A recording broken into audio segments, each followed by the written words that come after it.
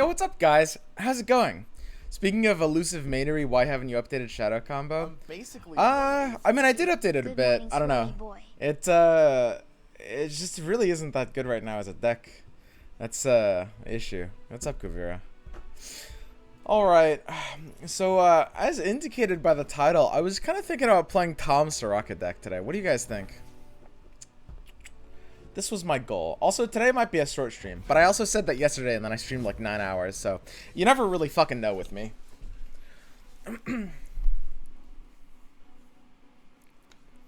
No, please. Please, no. Very boring to watch. Very boring to watch.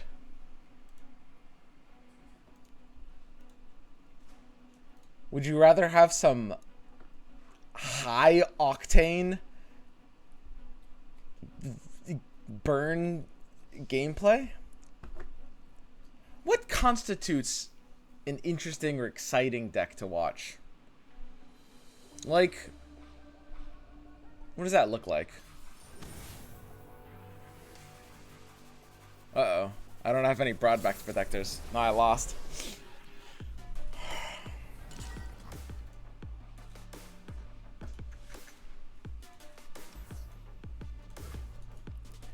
Role-playing decks? I mean, people do like some role-playing. That much is true. I'll shoot the wings off a built rock. Nice turn one play.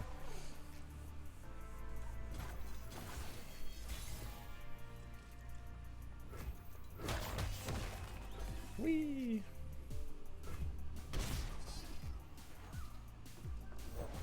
If they don't break, they'll burn. Make the Empire proud.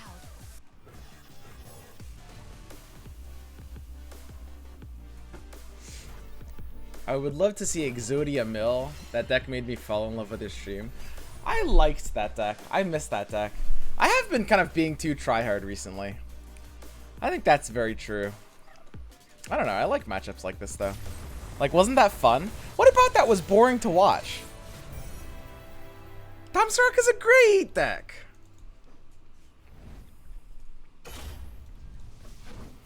What a good deck. So fun. Right.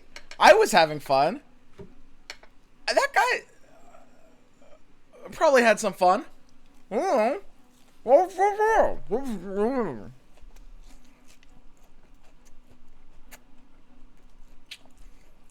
is surrender? Because the only thing worse playing against Tahm Soraka is playing against a Tahm Soraka player that ropes every turn.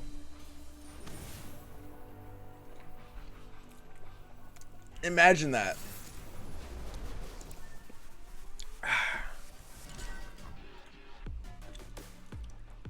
Ash Sejuani. That is a blast from the past.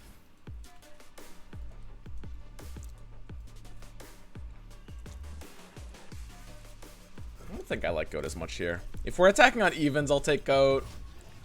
Because, like, you know, it also, like, blocks Trapper on 3 in this matchup. Because if we're on evens, then he's on odds. But if we're attacking on odds, Goat feels like it gets a lot worse. Both offensively and defensively. This deck is nuts. So, we have to watch out for Bastion. Or, Culling Strike. We need to make sure we, you know, have answers to Culling Strike, such as Bastion. But, yeah, Culling Strike is gonna be kind of the only way his deck probably does a lot against ours. Ooh. Wait, what? So that's a Glory Seeker? And he wants me to play the Star Spring before he commits it? I mean, if he trades into my Star Spring, I'm alright with that. But since I have no turn 3 play with this hands, like, we have no unit that can even be played next turn, I'll just pass anyway.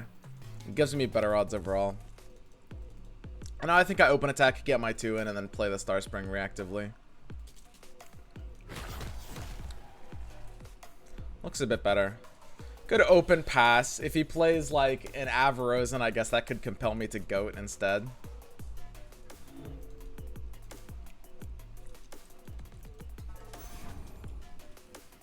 I mean, the pass here looks good. Face damage has a really hard time mattering here. I'm happy if he burns 1. And if he plays the Trapper, I think I'm pretty happy with goating this. I mean, I guess he could. Do people run Brittle Steel? Is that a thing? I guess that deck kind of runs Troll Chant. I don't know. But this is a better attack, right? It looks kind of at least a bit awkward for him. I don't know. Over there.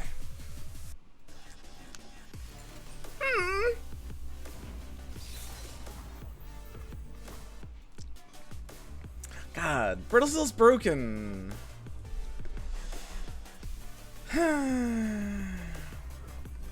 Hush it. I mean, guys, that's a really bad hush. Yeah, I did an oopsie this turn. This was a really dumb attack. Horrendously, spectacularly bad attack. Like, I big brained myself pretty big time. Brittle Steel and Troll Chant both punished me there. Who the fuck runs Brittle Steel? But the thing is, like, because of my hand, I need to be, like, I need to play Tahm Kench on 4. I need to be banking mana, you know, to protect it from stuff like Killing Strike, which I'm doing. But I also need to have Starspring out, and now I'm kind of fucked. I needed to play Starspring this turn, based on this. Regardless of what his deck state is, I needed to to get Starspring out this turn when I could have. Because now, like, we lose our opportunity to get Starspring out properly. Unless we use Spring Boxtopus and then forego Eat next turn. Which I honestly might have to. Flash Freeze gets you 2. Well, if he's going to spend 3 mana for that, I'm a lot more okay. The thing is, like, I mean, it's card games are resource games, right? They're about the trade. Like, there's certain things that I'm okay with and there's certain things that I'm not okay with. It's just, yeah, it's a resource exchange. I don't care about my unit. I care that he killed my unit for 1 mana.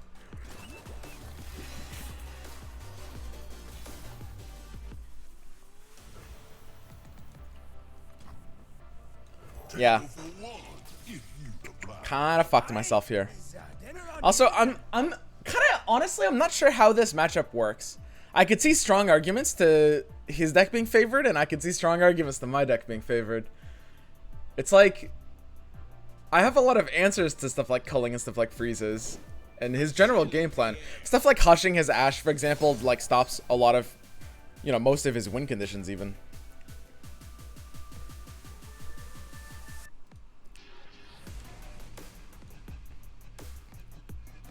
I guess I just pass harder. Can't really do anything here. I mean, if he cullings my TK, then I can pale. He'd have to be completely trolling to do something like that. Why did we not open attack? When?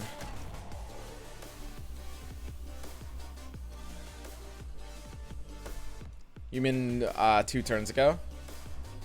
Because I wanted the ability to like goat attack. Or do you mean now? Because we didn't have a good attack now. E. My aim is true. Last turn to threaten Ash. Because his decks have a lot of anti-threats and I don't have a lot of re-threats. It still might have been proper. How do we want to do this?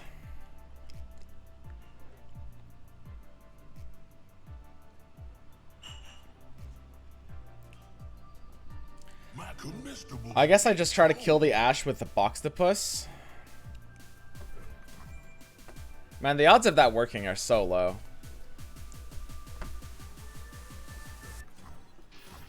And killing the Ash with damage isn't even really a good play either. What if instead of going in to kill the Ash, I just block the Trapper and keep my Boxtopus up? I mean, my face health doesn't matter in this matchup. I guess this is a bit better.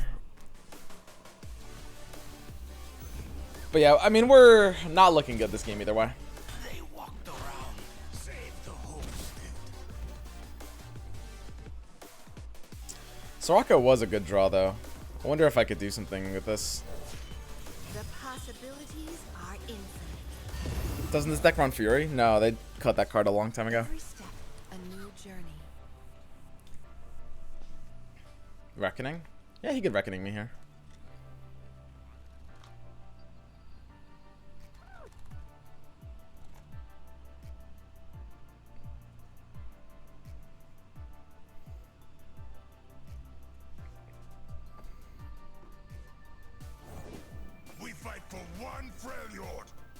Ooh.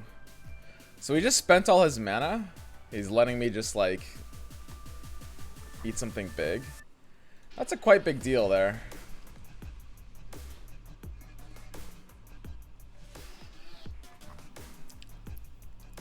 I mean, I kind of do just have to eat something, yeah. Okay. I guess theoretically I should eat the Yeti because this can proc again if it resummons off of getting out of my belly. I guess. I don't know. That would be a really weird sequence of events. Very, very, very strange.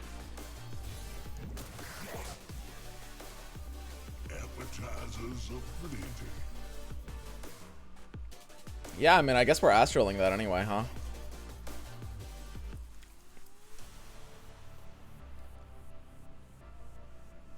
Makes you wonder what we're Soraka attacking here.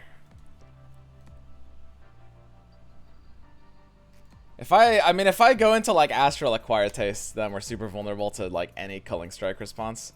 I mean, he'd have to be trolling to tap under that though. Maybe he'll play Sejuani. Yeah, maybe that's what he'll do.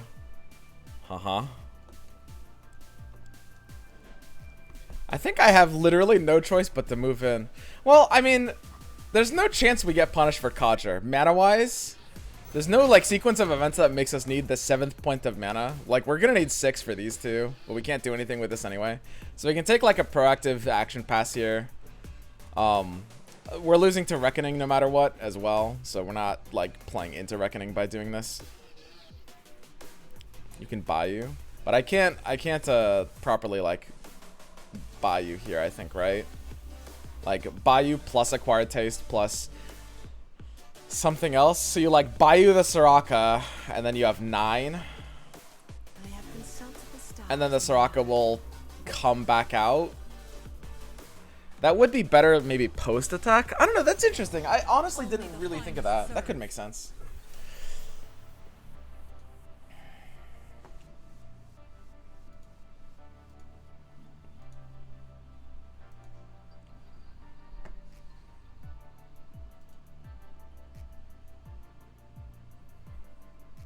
If we had like Pale Cascade, then Bayou Pale Acquired Taste is actually a very specific way to beat a Culling Strike hand, which is really cool. Take heart. Live with purpose.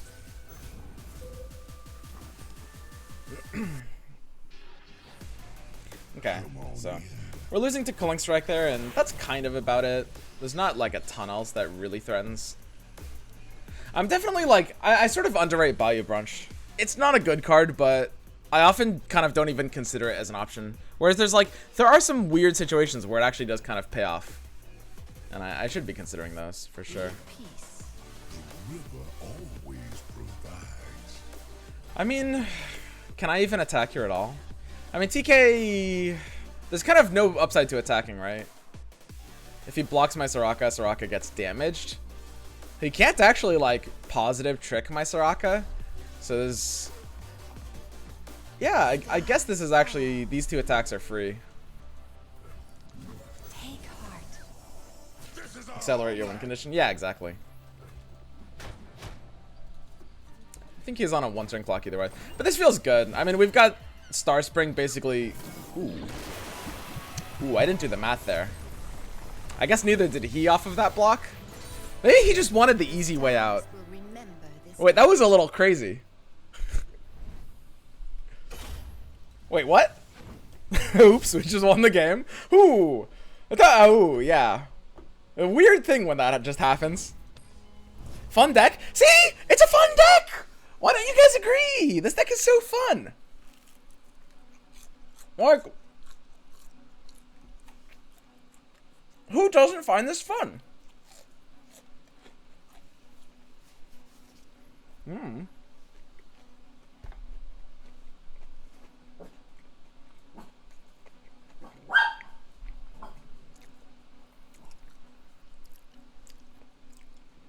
What does Shrine do? Why did you just win?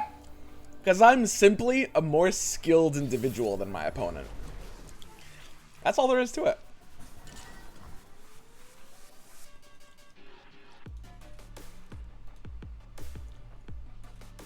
Sedge Callista. What the hell is Sedge Callista? Endure? Am I... Do you not keep Star Spring against Endure? I don't know. I think keeping Star Spring on a full mulligan is low-key a bait. I think it's actually something bad players do. I suspect. Which is a hot take, incidentally. He has a hard time blocking this for value. Just because, you know, he just loses the ability to do anything here. Ooh. I mean, that pass can't really represent anything. He just has to be on kind of like a hand that has no options. That's really good for me. This deck is like only scary when it has like Keeper Butcher on turn 2. The fact that he just passed there and had nothing is such a big deal for me. Like, that's gigantic for his hand state. Yeah, I mean, I can slow play this with stuff like Croaker. This is the easiest open pass of my life. We get pure reactivity here. So he'll probably burst pass here off the Stalking Shadows to try to get more reactivity. I mean, at the end of the day, the game is all about just like generating reactivity. My goal today is to like remember to open pass more, because for some reason yesterday I forgot to open pass like 10 different fucking games.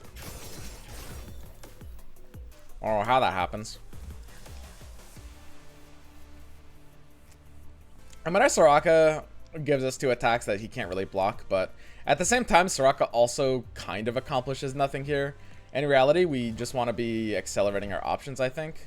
We want like 2 damaged allies this turn. Like, he wouldn't block either, and that's a if he's smart, he wouldn't block either, and that's an issue for me.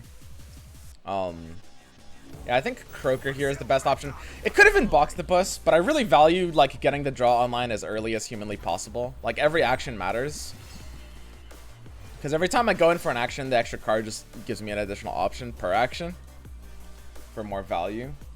Whereas like the Boxtopus, honestly, Boxtopus, the more I play with it, the more it just feels kind of like a vulnerability. It's so strange. But unless I'm actually using the Challenger for something very specific, it kind of sucks. Weird, huh? I mean, I can just Soraka here. This basically stops his attack entirely. We have to be scared of Cursed Keeper, but as we can see here, his Keeper can't really do anything to us. So, he doesn't have an attack here, because he would basically just be leveling... Well, my Soraka's already leveled, but he would be letting my Soraka draw this turn if he attacked. Is this your favorite deck? You're a psychopath, yes? How many of you guys...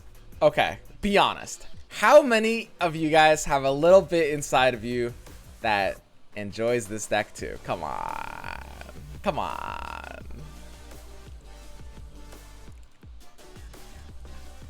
See, this is very fascinating. I mean, we do need to be healing an ally. This is usually the turn where like playing TK is really important. Like on 4 or 5, without playing TK, we're kind of shooting ourselves in the foot.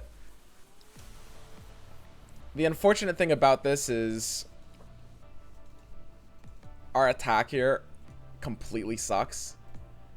This is just a completely horrible attack. I guess I'll attack like this, just to pass action and see if he has the audacity to block this. And then I guess if he'll pass to me, thinking I won't burn too. And then maybe I will. What if I just do? What if that's the play? So he always lets this through. There's no hand that doesn't let this through. And then he should pass to me, thinking I won't burn 2 mana. And then I might. Would I though? Not all. I don't know. I need to have damaged units. Like, imagine how cute Shakedown would be here. Ooh, that's not a pass. Ooh, that looks delish. Ooh, let's get in here. Hope only provides temporary sustenance,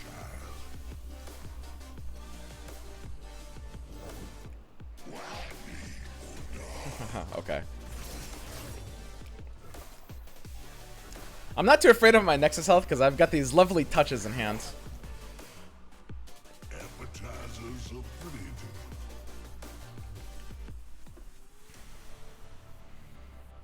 I like winning at any cost, so if this is the best deck, then yeah, I love it. This isn't the best deck, but it's definitely one of the best decks. What happened to Lee? His nerf didn't seem like a nerf. It was more of a nerf than a lot of people initially thought, including myself. It's definitely, it was a pretty decent nerf, but also, I mean, the champion was just kind of like falling off a little bit as well, as people like started to get better about like playing around it. Ooh, wait, he's just letting me eat the collector before he attacks? Ooh, don't mind if I do. Alright, you may challenge my Tahm Kench. That seems kind of nice. I mean, I could have eaten the Sejuani, but I also truly don't care about the Sejuani. Like at all. Wait, his board is doing literally nothing. Yeah, all of these attacks are literal poop. Yeah, there you go. Back on the bench they go.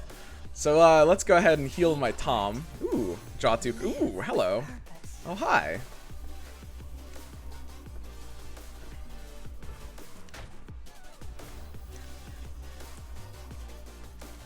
6 out of 22.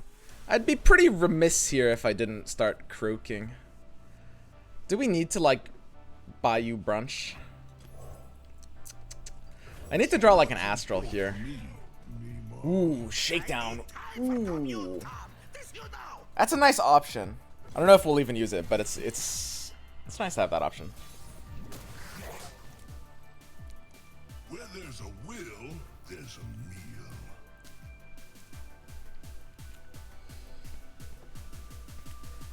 Shakedown allows us to heal TK up properly. And we'll immediately draw off of Soraka. So we go in. Open attack into the immediate draw is solid. TK can buy you the Soraka. So I shake down, damaging the Soraka. And challenging the Sejuani and the Hapless. And then I open attack, healing Tahm Kench without letting him get blocked for damage. And then absorbing maximum with Soraka, which allows me to then attack with this for free without worrying about it. And also, I think because I have like such strong redevelopments here, I can get these attacks in with like, these trades are fine for me too. Because like my board is full, I've got a bunch of units I could be playing anyway. I don't mind trading these down. Fury of the North? Nobody plays Fury of the North.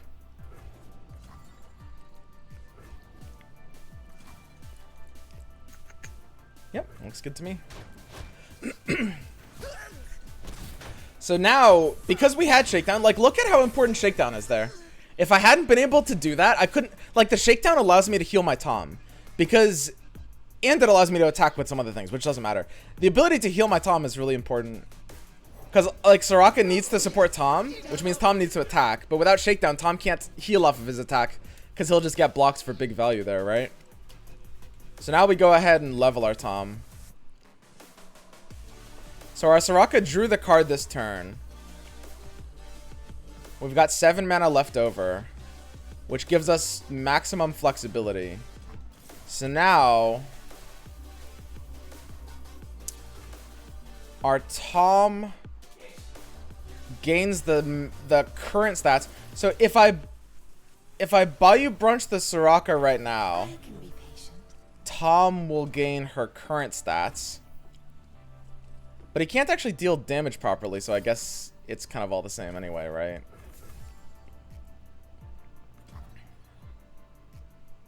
Will I possibly need all other options? Yeah, I actually could. We're on a bit of a clock here, because sometimes the Endure can be scary just because we don't have Hush in our hand. So now... yeah, Glimpse doesn't do anything to us there. So we eat the Soraka. Eat the Kadra then. Well, I guess the one awkwardness with eating the Soraka is we do lose a bit of accelerated to Star Spring. We were at 15 out of 22. Was there some weird lethal that turn? Not quite. We almost had it. But now we can eat the Sejuani. And because we ate this soraka and got the extra health, we're good. And TK levels up, which gives us back our soraka. Fully healed, which I think actually matters because we didn't have lethal that turn. And her ability's refreshed, so she's drawing us another card this turn, even though she already drew us a card this turn. And draw is actually kind of important with this deck, because draw represents just having a higher degree of options, right? Because, like, basically, when you look at this game, the only real way we're losing, he has to kind of, like, endure next turn. I have, like, a lot to block that, and we're just making sure we're drawing the maximum amount. Ooh, he's giving me more healing. Why is he doing that? So Soraka triggers again. We're going to go ahead and draw up to, this is basically a 10-card hand. And he's got one last turn to play the video game before the video game ends. Nice. There might have been some weird way to get, like, exact efficient lethal there. No, there wasn't. It was close, but there wasn't quite a way. I don't think so. Triple Boxtopus and Guiding Touch. +2.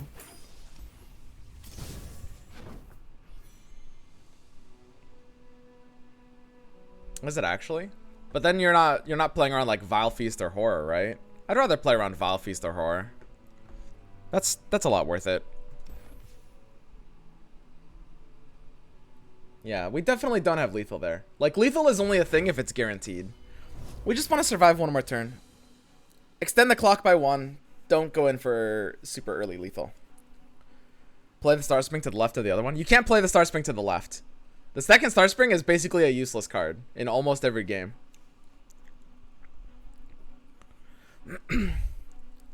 Am I crazy to think this deck would be better without Soraka? You're very crazy.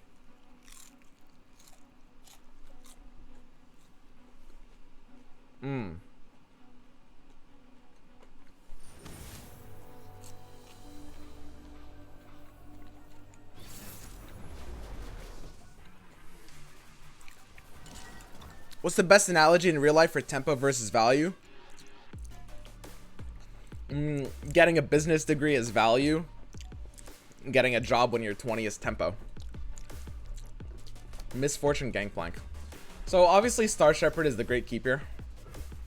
Just want to be making sure we're stabilizing. Basically, you'll notice I've cut the Brokeback Protectors out of this list. My reasoning for that is that I think aggro is not common enough, and that the win rate with this deck ends up being pretty much fine against aggro anyway. No, the stars. To the point where I'm making the decision that maybe I don't need Brokeback Protector.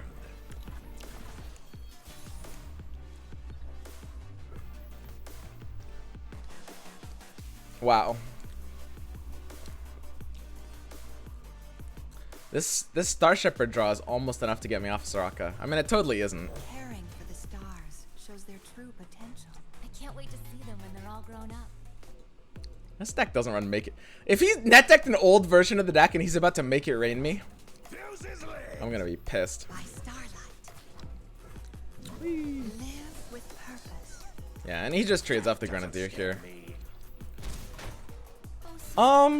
It could be a mistake to take that attack. I think I'm forced into it. It does like accelerate the GP level up, which actually does matter, and I should worry about a bit. Okay. I mean, being able to just like play the TK out is quite nice though. He is gonna like he doesn't have an attack here, which means we don't really have a Star Swing here anyway. We can just start yum yums. I mean, our health is really high.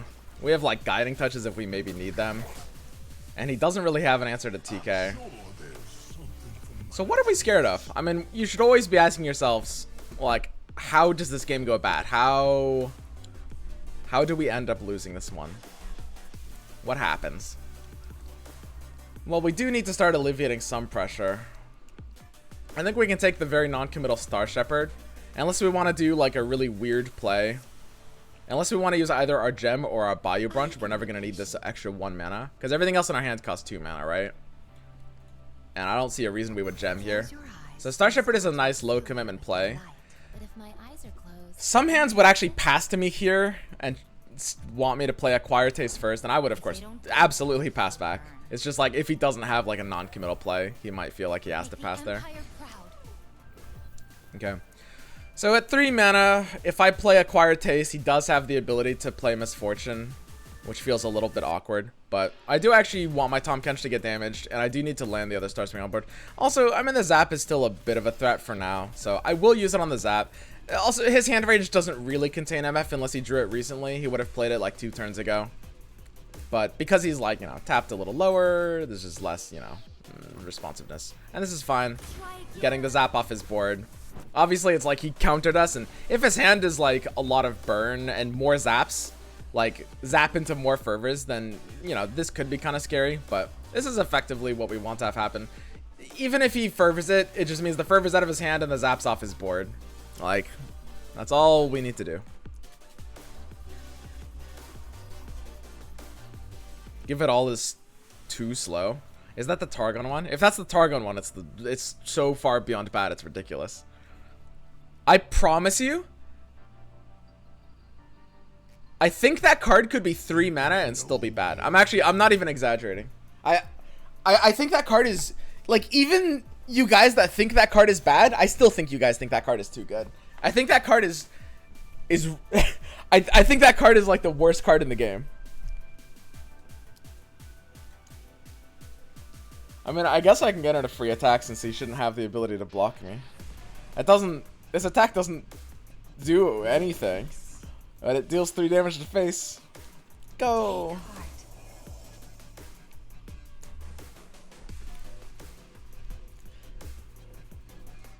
He's really thinking about this block.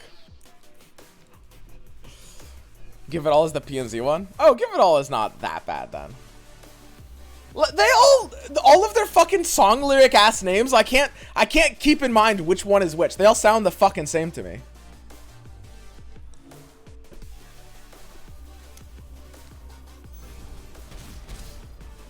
Man, you really thought about that block, huh? Okay, great. So, man, I can play Starspring here just for like action economy, and like unit mana, I guess. It's not really worth it here. There's some weird situations where I actually need this 8 mana. It's not even that weird. Like, he plays Gangplank here, and I like top deck Astral off of either my top deck or Pale, and then suddenly it's like, you know, we want the ability to have the full mana. When in doubt, just don't spend your mana. This is a reactive deck. Spell mana is really powerful. Spell mana is actually like such a big deal in this game. If you have more spell mana than your opponent on every turn, you can bully them out so hard.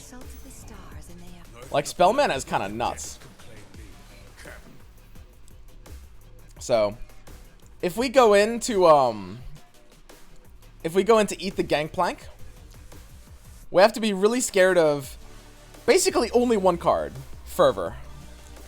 Unfortunately, because I don't have like Astral in my hands, and because I only have like 1 Pale Cascade, I actually don't really have an answer to Fervor. So what I could do is I could like Bayou Brunch the Soraka first, just so I can beat Fervor.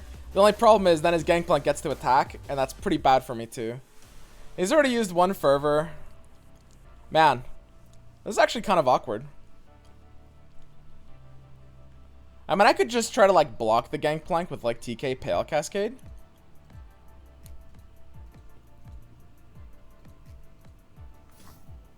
Isn't that safer?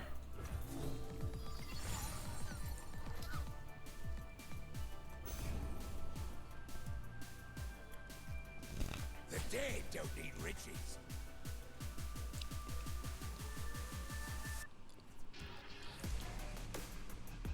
I feel like this is quite a bit safer. What is this attacker doing here?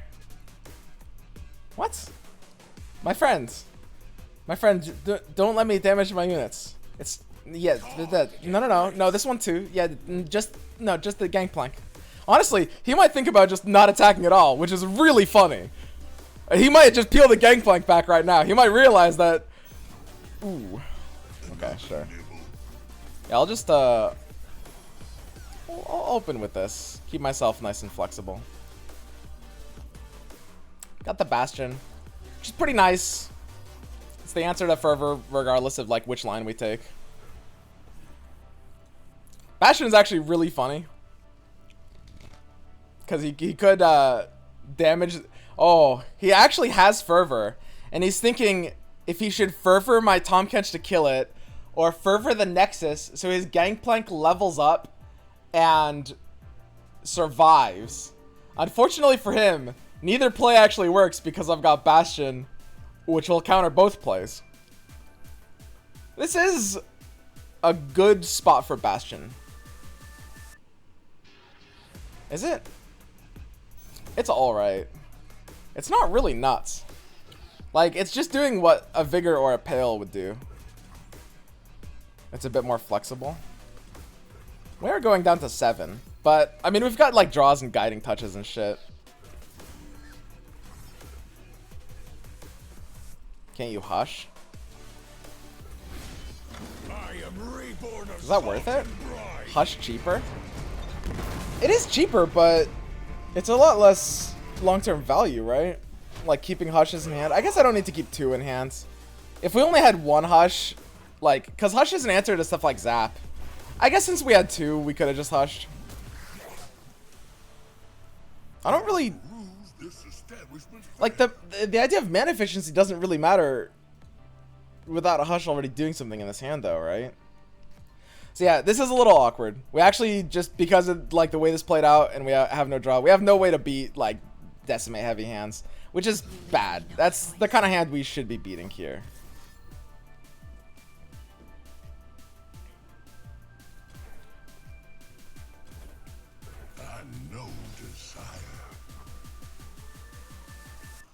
Let's go, Osu. And I guess I'll just clear the board here. TK's health actually matters enough. In this hand, TK's health matters because it's not healing for full, and we're Star Springing afterwards anyway this turn. So I guess I just do it like this. Live with purpose. Landmark first. Why? Landmarks just gives him more information on the play, right? I don't think we can stop that either way. For the glory of Noxus. I can try to keep his board completely empty. Yeah, because we have acquired taste, I could probably just like chain kill the board all the way down. And he only played 1 Demolitionist. I could have actually played around 2nd Demolitionist. I could have.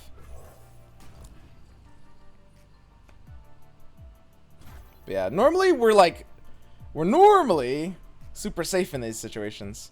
I guess I just eat this. He could like get a Fervor through. I feel better when you feel. Really no point in it. We just need Soraka to be leveling up here so that we get a card draw. Take heart.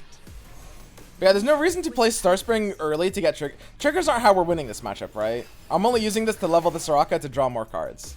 That's the only reason I'm playing Star Spring there. That's why I have to damage as many things as possible. Guiding Touch is, of course, the nut draw. And that can even draw us into, you know, more draw cards, more Guiding Touch, which is what we need. And, I mean, we've never taken damage to Zap or Gangplank because we have Hush, which is really powerful. The fact that Hush is good against aggro is kind of insane. It's very much like Deny in that way, where, like, it's an anti-control card, so in theory, that's kind of funny. I mean, I should have no choice but to Guiding Touch face no matter what. So I can start with that. I'm not gonna, it's not like I'm gonna bait him into overextending by not Guiding Touching face. Like, he knows he has to hit my face here. I mean, I guess I can just eat the keg. I guess, I mean, I've got 3 hushes. And eating the keg here plays around decimate something. But then I can just hush the keg anyway, right? What does it matter?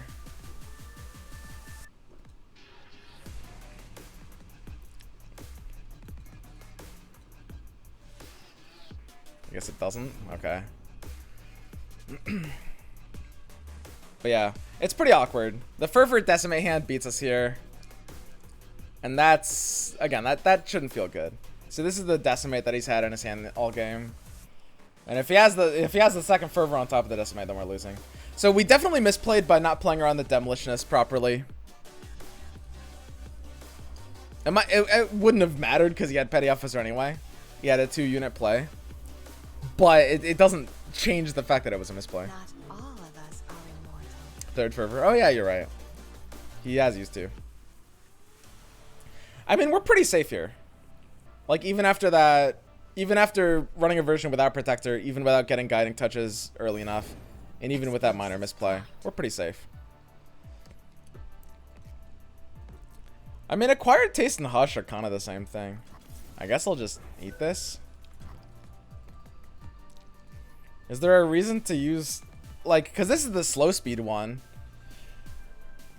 So I guess I'll just use this one first. Excuse my Interesting. Could be like an MF. I mean, there's no eat target that doesn't also just get hushed anyway. It's kind of funny that Hush basically just fucking murders a unit. Can you change your board to the Halloween one? Oh shit, you guys are right. It's Halloween. I don't normally, you know, do like festival celebrations. It is a good time for it though. I'll change it after this game.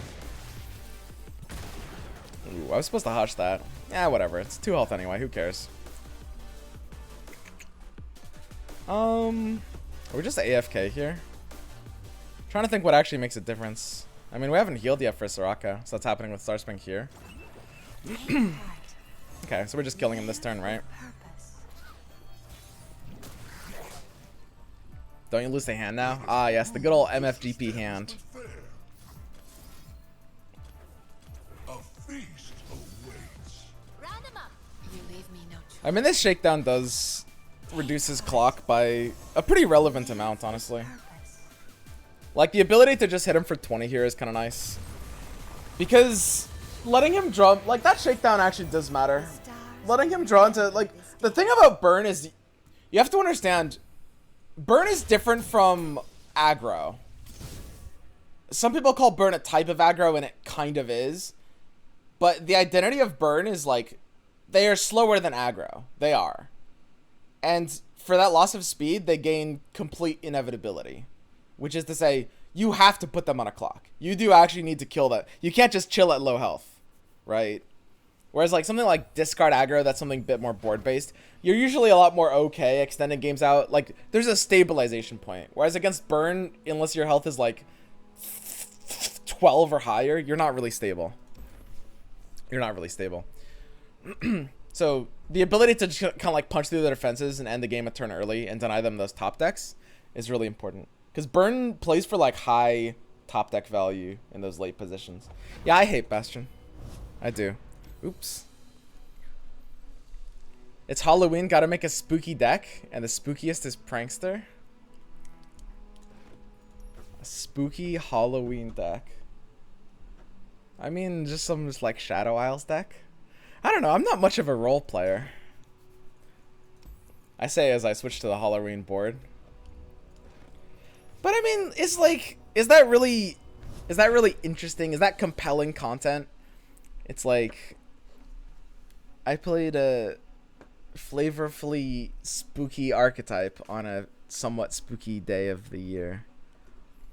That sort of stuff never really, I don't know. Maybe I'm just autistic.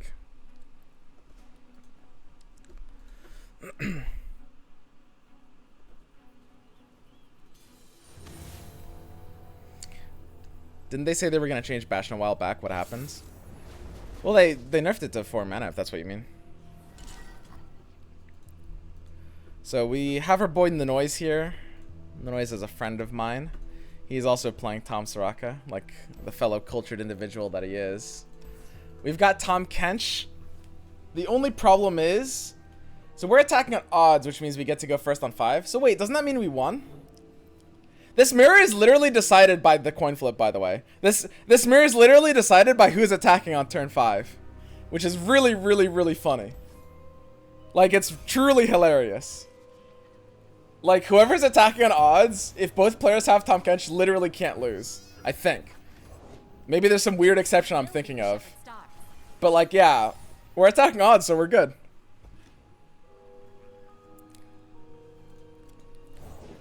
There's always fighting 8-punch Pablo. Fighting 8-punch Pablo? I'll allow it. The exception is drawing 2 toms. Yeah, I guess if he draws 2, that makes some sense. There's not really a downside to playing Soraka here.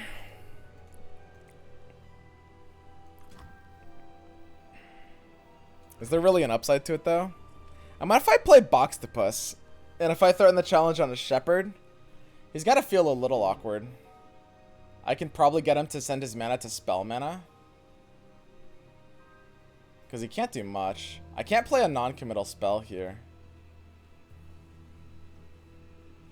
I mean, having the Soraka on the board feels like it actually matters. This world has such Maybe there's some weird way that in the mirror the Star Shepherd could do some crazy like punch through.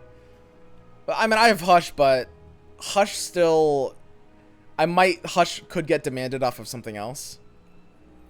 I think I like playing the mirror like this, just mulliganing away everything early, making sure I have like the trick option that I could possibly need.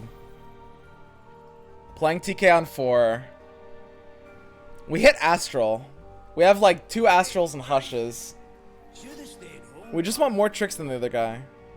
So this is Guiding Touch if he's open attacking? Ooh, okay. That's a little weird. not all of us are immortal.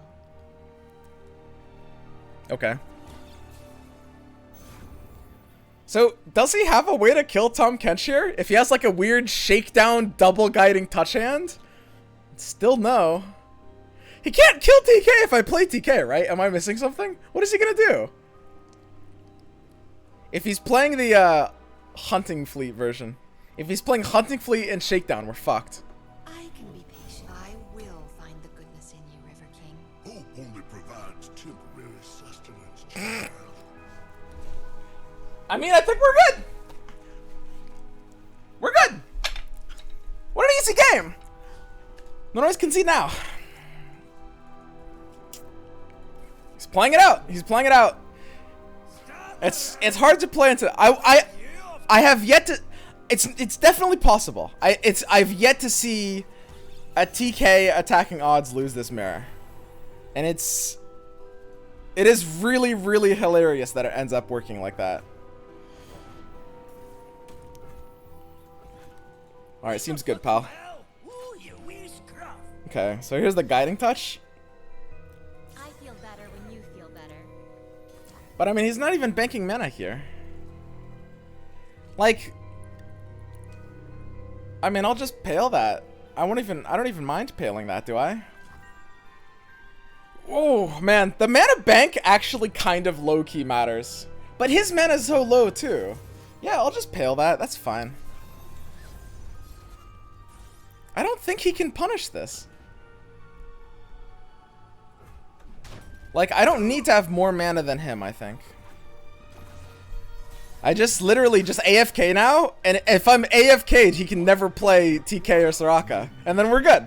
That's all that matters. Great. Nice. So we could do a weird open attack. Shakedown does basically just like accelerate the draws here. I could pre-commit Starspring, which is a little dangerous. It sends me down to 4 mana, so we no longer have like Astral plus Acquired Taste. We need Acquired Taste plus Hush to beat Bastion, but he doesn't have enough mana for Bastion plus X. Like, when could we need Astral, actually? We need Astral if it's...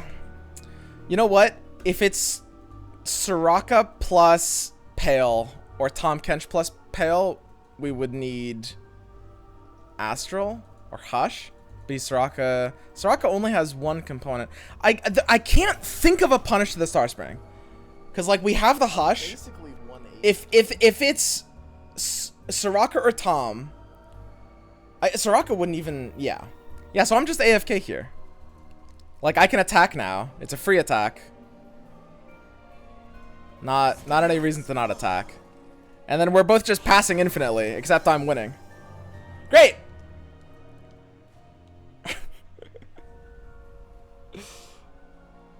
However, I can't play the octopus. Because then, if he has TK and Pale, if I play the octopus, I can't kill the TK anymore. So that would be a legitimate throw. We're always passing. I mean, it seems almost impossible to win the mirror if the person attacking on turn 5, therefore the person going first on turn 5, also has Tahm Kench. The mirror seems basically unwinnable. I don't see a way to win it, really. Honestly, if I pass, there's actually a pretty good chance he would pass back. And I do kind of want to start accelerating some amount of draws. I have to be able to play something like Codger non-committally. That has to be okay. I don't think it's possible for me to... Yeah, I can't need that 9th point of mana. We're fine here. This is kind of like the one fundamental flaw with this deck, which is like, if this deck becomes meta, which it could after War Mothers gets nerfed, who knows? The mirrors are going to be the literal, like, one of the stupidest mirrors in card game history, which is saying a lot. There's plenty of mirrors in card game history that have worked basically like this, where it's a literal coin flip based on not even just a hand state, but like some just like turn 1 information. So he can Bastion now? Wait, what? Ooh. Huh? Excuse me?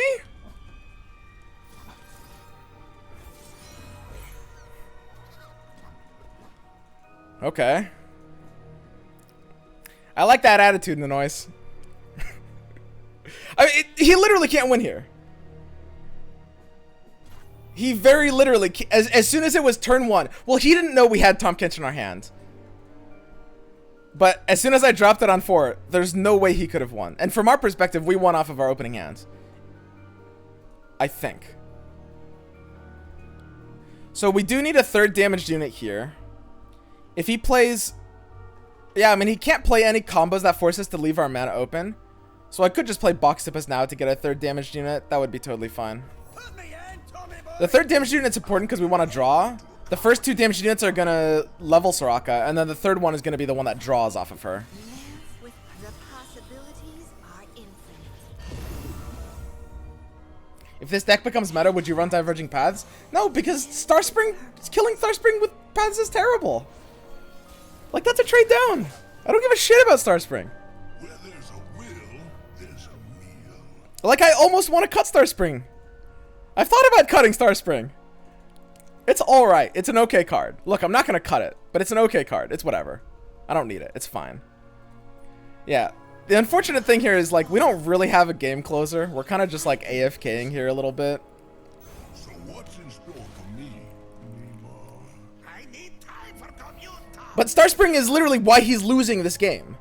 Like, drawing Starspring in this mirror is a complete lose condition. The Starspring has literally 0 ability to affect the mirror whatsoever. It's a completely dead card. Right, that's my job. Shepherding. So Nanoise is trying to play Soraka and TK on the same turn to try to like fork my acquired taste. That's interesting. I wonder how well that will work. Ooh, you wee scruff.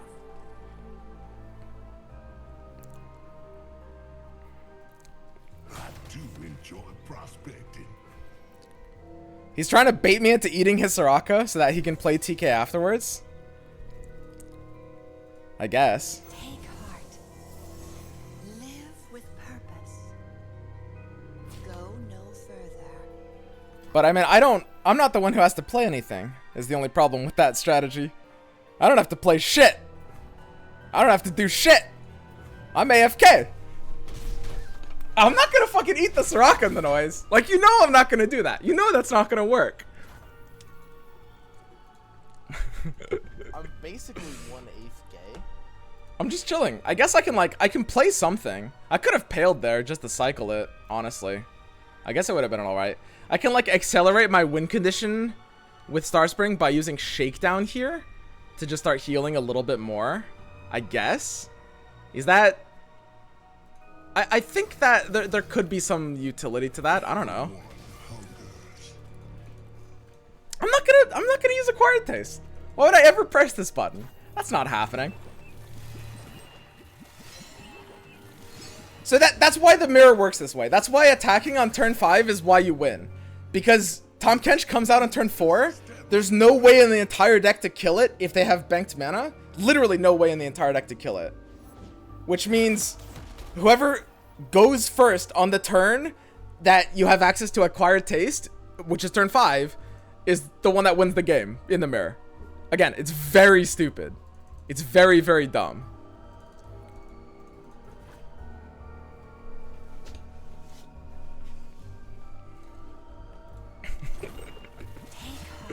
Oh wow, cool. Yes, very, very cool. Very cool.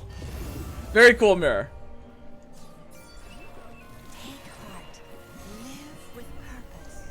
Truly compelling gameplay. Or Bastion. Well, this deck has a lot of ways to pop Bastion, but it's true that if it doesn't draw one of those, then the Bastion could hit. Sure. That's part of what Shakedown is for, actually. Like, popping Bastion is really, really nice. My hand is full. Okay, so, I mean, we're winning this turn off of Star Spring.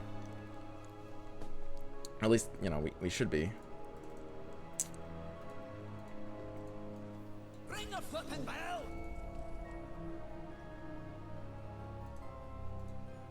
Should have stayed home, pal. You leave me no choice. Okay. I was a little late surrender, but that's fine. It's a great mirror! It's a great deck. Turn 8 is the only hope for double TK to come back. That's interesting. So but the problem is that on turn 8, you play your first TK, I eat it, you play your second TK, and then we go to turn 9. And if you're assuming that I'm the one who attacked on turn 5, I'm also the one who's going to be going first on turn 9. So I'm just going to eat your second TK before you can do shit. So really, they have to wait until turn 10. They have to play double TK on 9, and then on 10, they get to eat your TK first. That's the first turn in the entire game where they get to eat first. If they don't have the ability to eat on 5. One player eats on 5, and one player eats on 10.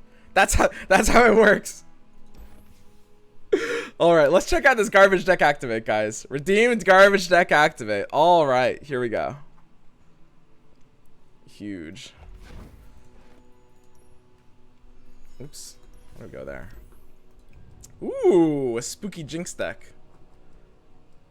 Wait, where'd it go? Am I stupid? Shadow Isle's Jinx is something I messed around with a very, very, very long time ago. Very, very, very long time ago.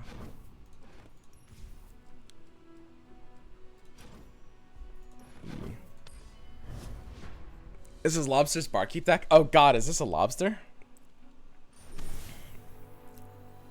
Could you play the 6 damage solar spell just for the mirror? Honestly, if the mirror starts picking up in value, we will see cards like that seeing play, yeah. If I see more mirrors, I'll start running cards like that. The 6 mana solar spell isn't even that bad of a card. It's not even that bad. And you can also use the Flex Solari Priestess, which is maybe a bit more non-committal. Yasuo Swain. What the fuck is this matchup? Oh, here we go, guys. What the fuck? What are we doing here? Oh, no.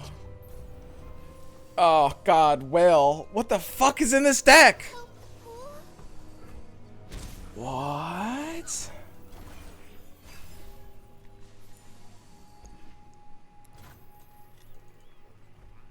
Isn't the silence pretty bad for you, though? You don't recover units? That doesn't matter. Well, first of all, you use this on the same turn they play Tahm Kench. And second of all, that doesn't matter unless you threw your Tahm Kench into them already. Because no units matter in that matchup! There's not a single... Units couldn't... Soraka doesn't matter. There's not a unit in that deck that matters apart from Tahm Kench! The Tahm Kench and attacking on turn 5 are the only two things that matter in that matchup! That's why it's so dumb. Anything else? There's literally 37 useless cards in that matchup. I'm not even exaggerating when I say that. I ain't even trolling. Yeah, so is Swain. Honestly, a good player would actually Death Lotus me here. Death Lotus is low key right now. Death Lotus is sweet. Can we talk about Death Lotus? It's kind of like a 2-mana Withering Wail if you really think about it.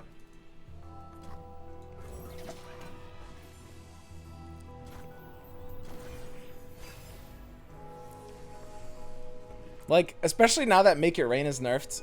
I mean, people were already running Death Lotus in like some Swain decks. It's actually kind of hot right now. It's not bad. Whoa, that's a pass. What? No.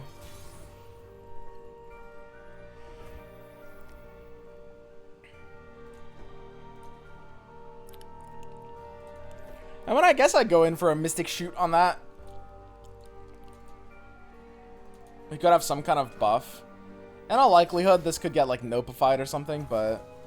This is, like, probably the weakest thing that I could force out a Nopify with. I go back. Nice. Traded up 1 mana there. Huge. You probably do run Death Lotus and Swain now? I would run Mystic Shot in most decks running Death Lotus, yeah. 100%. I'm not even trolling. Can I just, like, play Jinx instead? Yeah. Just you and me, Fishbones. So he's kind of saying he doesn't really have a way to save Tasty from the Mystic, which means he shouldn't from the Thermo either. Like, I think anything he would use to save it from the Mystic, he would also just use here, right? Okay. So this is pretty good. We actually have a full attack still. Wow, this is working swimmingly. This is actually so free. Do I want more Zonai Urchins on my deck? Oh, fuck yes I do. Oh!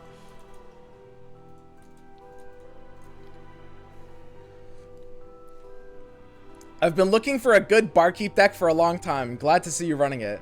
The sad thing is this, like, this isn't even a good bar. Like, you can build a Barkeep deck that makes a bit more sense than this one does. Honestly, this is a really bad card. This deck is fronting fucking 3 Whale, 3 Vengeance and like a... This is like an ag... It's like a... It's trying to be an aggro deck. None of this makes sense. There's not a single thing about this that makes sense. Whee! Everyone goes boom! I'm getting flocked here. It's so trolly to use this Get Excited. It's actually really, really trolly too, because this is the other Jinx. I can't do it.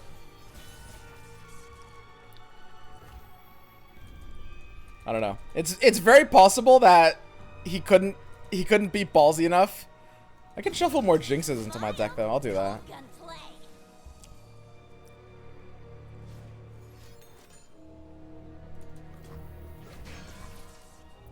Very close.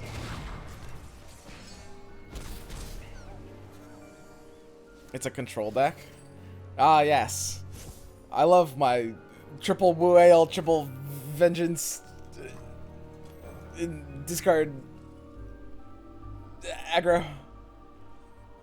I can't even get out the full sentence. Me good. There's a blast from the past. Well, Man, what if he is like mega minding Flock? He would be trolling so hard to have Flock here. Like, he really would be, I think. I think he'd be trolling incredibly hard. Last turn I played around it because, like, it felt like I had a safer option. I mean, we did shuffle more Jinxes into my deck. So maybe it's safe to do this now. If this guy has Flock and he's taking these like ballsy ass passes, I fucking applaud him. His pass this turn was less ballsy. His pass last turn, if he had Flock, was giga ballsy. I'll fucking reward that level of balls. Oh, that doesn't do it though. That doesn't really matter for me. Because, I mean, we still just win the game here. Nice. Whee! What an easy game! I thought this GDA would be hard. So this is like a deny. This is like the desperation deny. Because I think Nopify is not really in his range anymore. But a deny is very, very, very, very in his range. I mean, he's still dead next turn.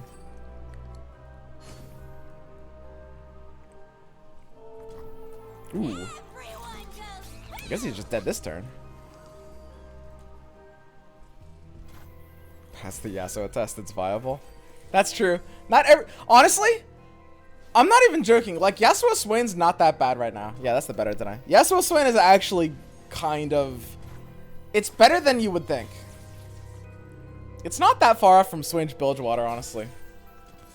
They're pretty similar, all things considered. This Parade Electro rig actually came in hot. I just drew like 5 jinxes. Maybe I should run this Parade Electro rig card. Get excited, travel. See, I mean that just makes sense, right? Oh yeah, pass the Yasuo test.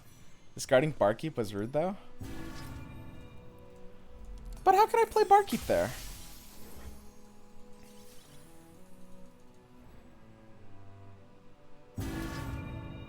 Wild Capsule. Oh, I can get more wild cards. Nice. What version of Yasuo Swain would you recommend? I don't have a version for you. Try to use one that doesn't suck. I don't know. I haven't played one in a while. I don't think anyone has. Magua used to play that deck back when he used to play this game. But then he left us. He'll return one day, guys. Just wait. And then he'll play Yasuo. He'll be the Yasuo champion we all deserve.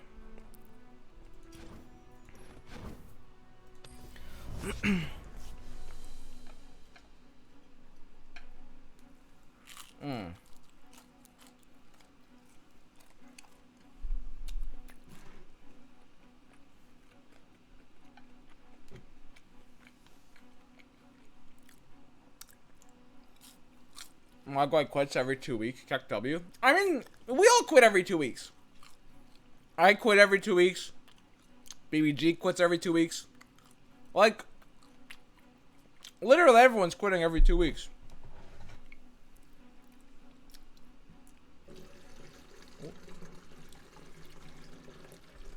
Like, the only thing that keeps me going right now, you guys asked me, so why don't you do a spooky Halloween deck?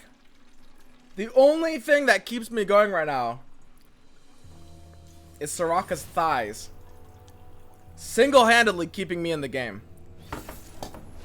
I refuse to play any other deck.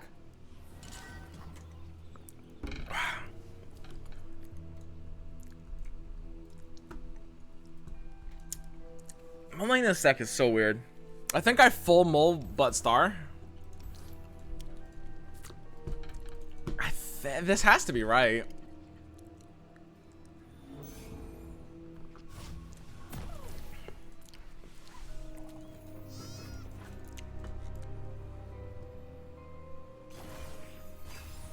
This looks good. He says after just playing another deck. That was a garbage deck activate. That was different. I made a blood oath to the sanctity of garbage deck activates. So here we want to play Starspring. Why do we want to play Starspring, you might ask? Well, there's 6 cards on top of my deck, which is actually a pretty substantial chance. It's like a 16-17% chance. Pretty substantial. Wait, it's more than that. Ah, who cares? That I'm getting a 1-drop. If I'm getting a 1-drop in the next couple of cards, I'll need to play Starspring this turn so that I can play the 1-drop into the Croaker next turn. Very important, because Landmarks can't use spell mana, which matters so much. We have to weigh the odds of like him actually having some kind of play here, and this deck can't really pass turn 2 proactively if they have a play. If they had Teemo or Starseer, they would play it proactively on 2 against my deck, so there's no chance of getting punished. So we open with the Starshear and take the chance of top decking the 1-drop. We whiff it. But honestly, it matters more than you would think.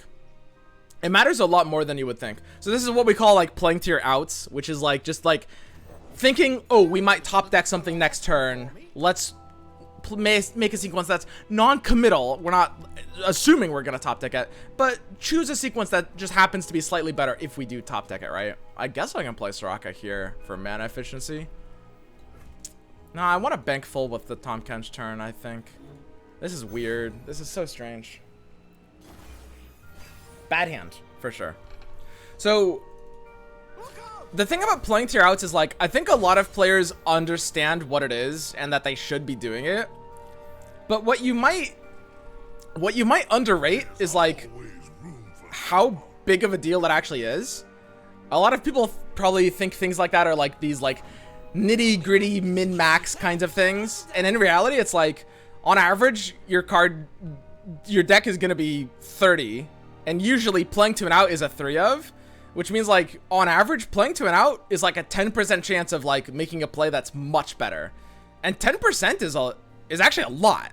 Like, a 10% chance is a huge amount in this context. Absolutely. Like, every 10 times you do that, you will have almost game-winning value off of doing that, right? Like, that's going to affect your net win rate so much if you just, like, are constantly able to be planning ahead a little bit and thinking about, you know, the next few turns what you could be drawing. The reason why this is one of the hardest decks in the game is because you constantly have to be doing that. So, it's 5. I can play Soraka, Boxtopus on 5. I wouldn't leave any mana open for Acquired Taste. Funnily enough, I might just try to Acquired Taste first. The whole point of Soraka... this is such a weird matchup. I don't know what to do. I'm lost. I'm fucked. Ah, Christ. Yeah. I don't know. This is... We have a bad hand. Not having Codger and, like... If we had Boxtopus earlier and we had, like, Boxtopus into Soraka on 3, that would have been really nice. Having Starspring, no Codger. Star Shepherd is a really big bailout to this hand, by the way. Just having a unit is so important. Here's the thing that makes this awkward. We want reactivity, but because he's developed tempo, we don't have the ability to get reactivity. Like, I'd like to pass there, but I can't pass. Because he actually has a good pass, because he'll just attack into me and jam me up. Because he owns the board. So, I can Soraka and just... I think it's fine to forego the ability to acquire Taste this turn. There's nothing really in his deck that's, like, so scary that I need specifically acquire Taste for it.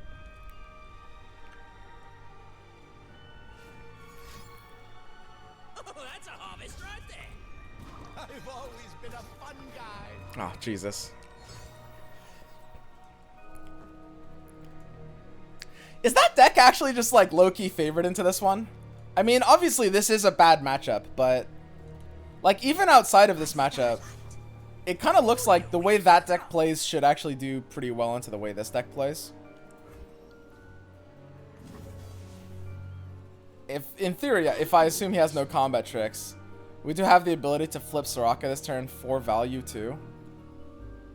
If we assume he has no combat tricks. That's too trolling. His deck is literally all combat tricks. A lot of, like, this deck runs stuff like Mystic Shot, too. So I guess I have to pale that. He's just gonna save it again with something else. But it's still probably my best pale to take.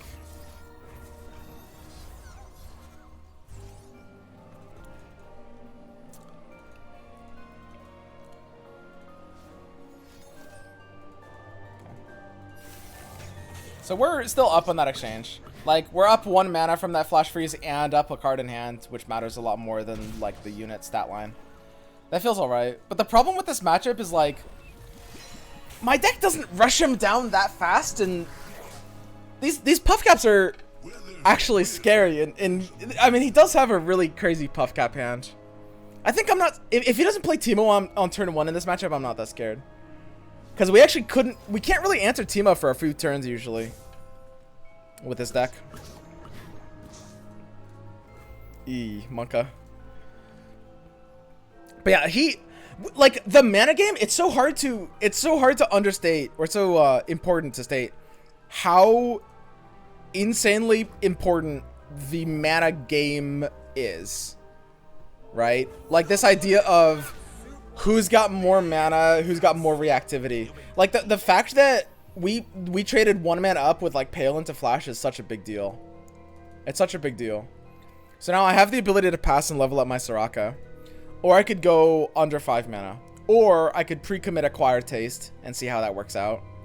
He's keeping 5 mana open. I think he'd be just like giga trolling if he's got like, I don't know, a Fury of the North, but it's so easy for him to have something like a Get Excited. We don't need the Codger to actually represent any unique options because we've still got Acquired Taste +2. So now we're winning the mana exchange. This is what Tahm Kench does as a card. He, like, think of Tahm Kench like he just burns mana.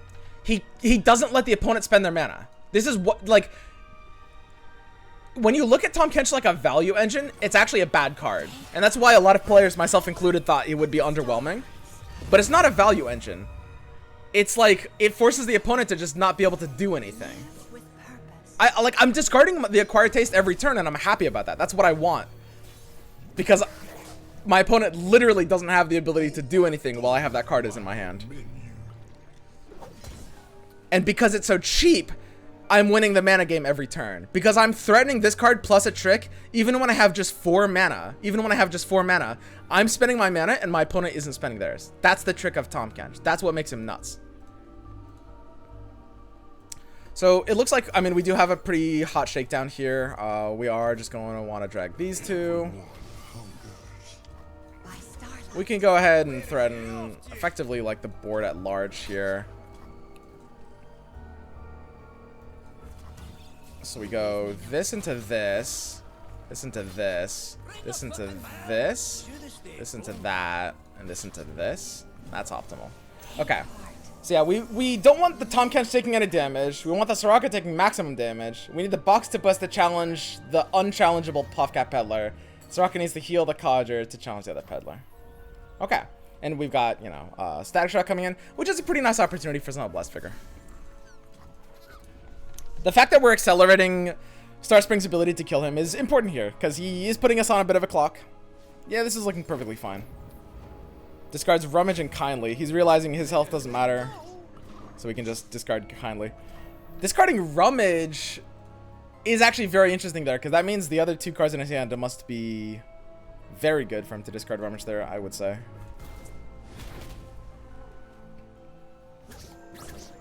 And he realizes he has to send his win condition is face, so he couldn't have like tried to threaten Codger either. He actually needs to just try to deal 13 damage. Honestly, that's going to be really hard here. I'm never going to let him play. So he has 1 mana. He could actually have a Teemo here. So I actually can't ever play Acquired Taste, because Teemo is that re-threat. Well, I guess I do have Hush. I guess I don't give a shit about Teemo. That's true. Yeah, that's a good point.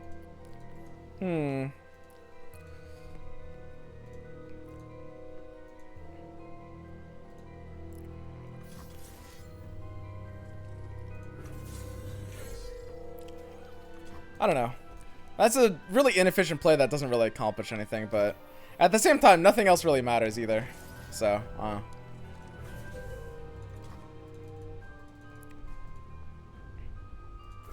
if I didn't have Hush, doing this would be trolly. Or if I didn't even have, like, double Hush. I have to play around Feel the Rush, but I've got double Hush. Yeah, and again, we put him on Teemo. We would have just completely, if we didn't have a way to deal with Teemo, we would have absolutely kept that up as an option. But being able to deal with, I mean, the Peddler is some notion of a threat. Just because it actually represents an engine that isn't really hushable. Unlike Teemo, which we can just hush and kill, Peddler is like a bit more annoying. We have 40 puff caps. He's actually not that far off from killing us. Good thing we run this neat Hush card, huh? Very cute. Super adorable. Cool card. Okay, sweet. So, I mean, he's dead before we're even drawing another card here. Hilariously enough, Guiding Touch face actually represents a lose condition, because there's a chance we die if we do that, whereas if I just end my turn... Wait, we're drawing 1 off of Soraka. I mean, we're not going to draw 10. Great. But yeah, that's kind of like, For joy. I think that's a really important way to think about the game, especially the idea of like these control mirrors, and especially if you come from other card games, because the way spell mana and alternating action system work in this game makes the fundamental idea of reactivity and proactivity completely different from other card games. I think it's important to understand this, which is that like even some fairly aggressive decks need to be able to play reactive sometimes, like need to be able to take weird passes. It's a very, very strange system until you understand it. I come from Go Fish and it makes a lot of sense.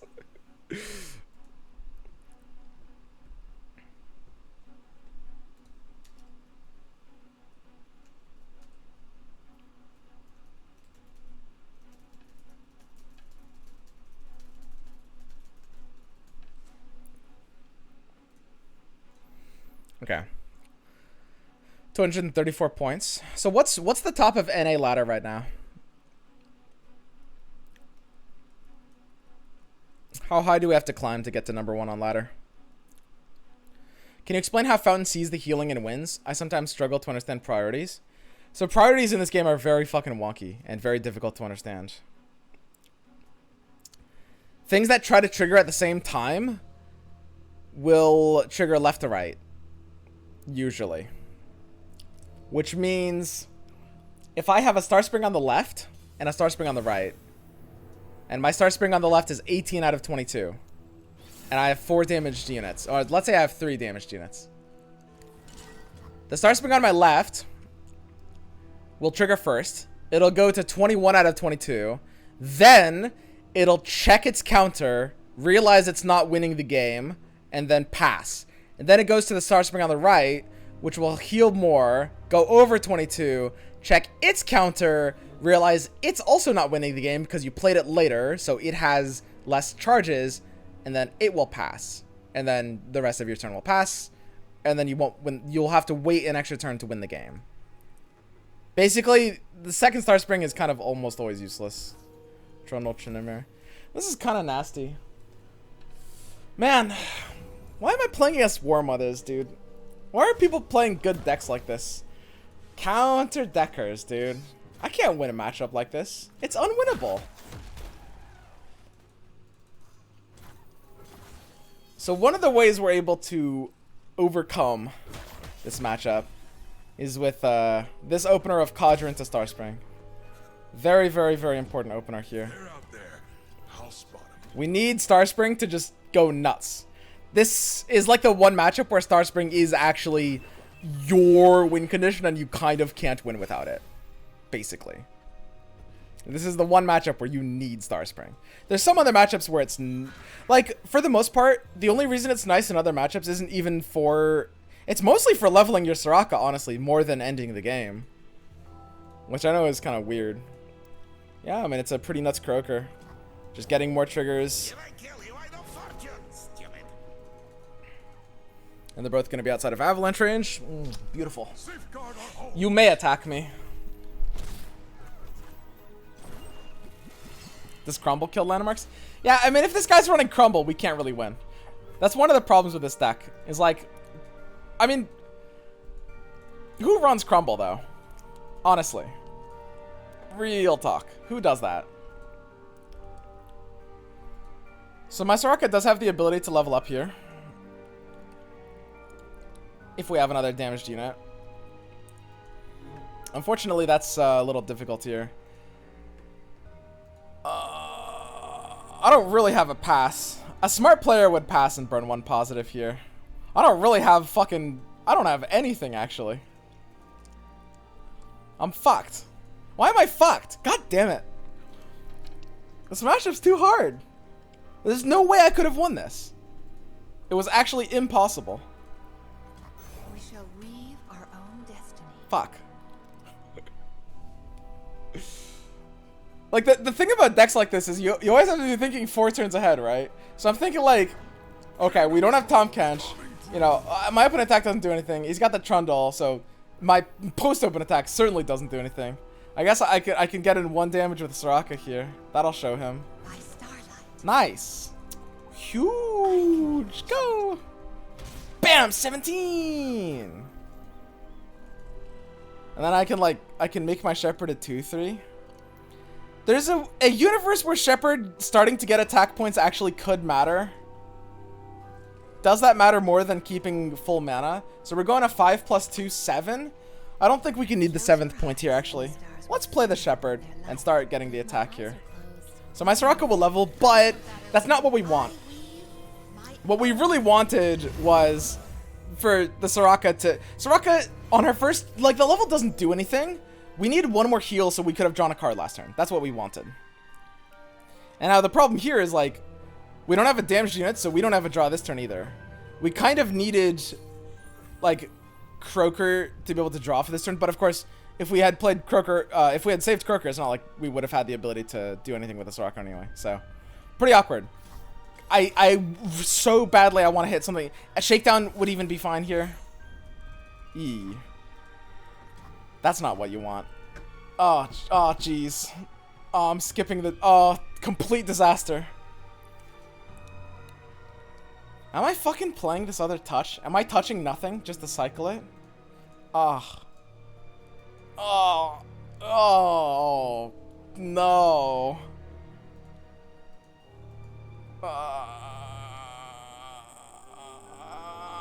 Oh, fuck.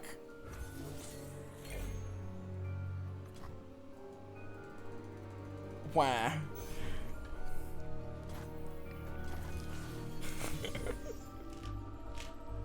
We're fucked, boys. Our Star Spring is 4 out of 22. We needed to draw, like... I guess I have to keep, like, Croaker in the opening hand here for sure.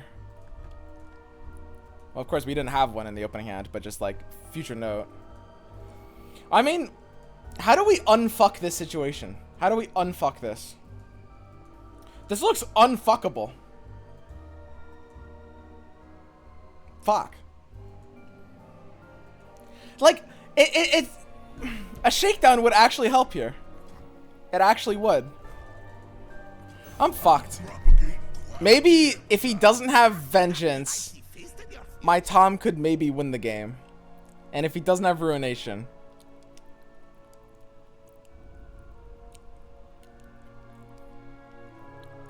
Oh, no. It's not even that bad of... Well, okay, it is a bad matchup, don't get me wrong. But, like, it's not even normally going like this. Normally we have some way to damage some unit. So that we can actually... And we have so many ways of doing that. We have a lot of units that damage themselves. Yeah, I mean... we are losing to these. How bad would his hand have to be? How bad would his hand have to be here?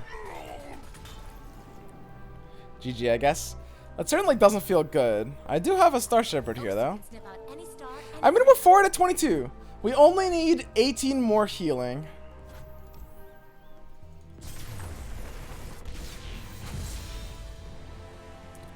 Yeah, so you'll notice tahm Soraka is...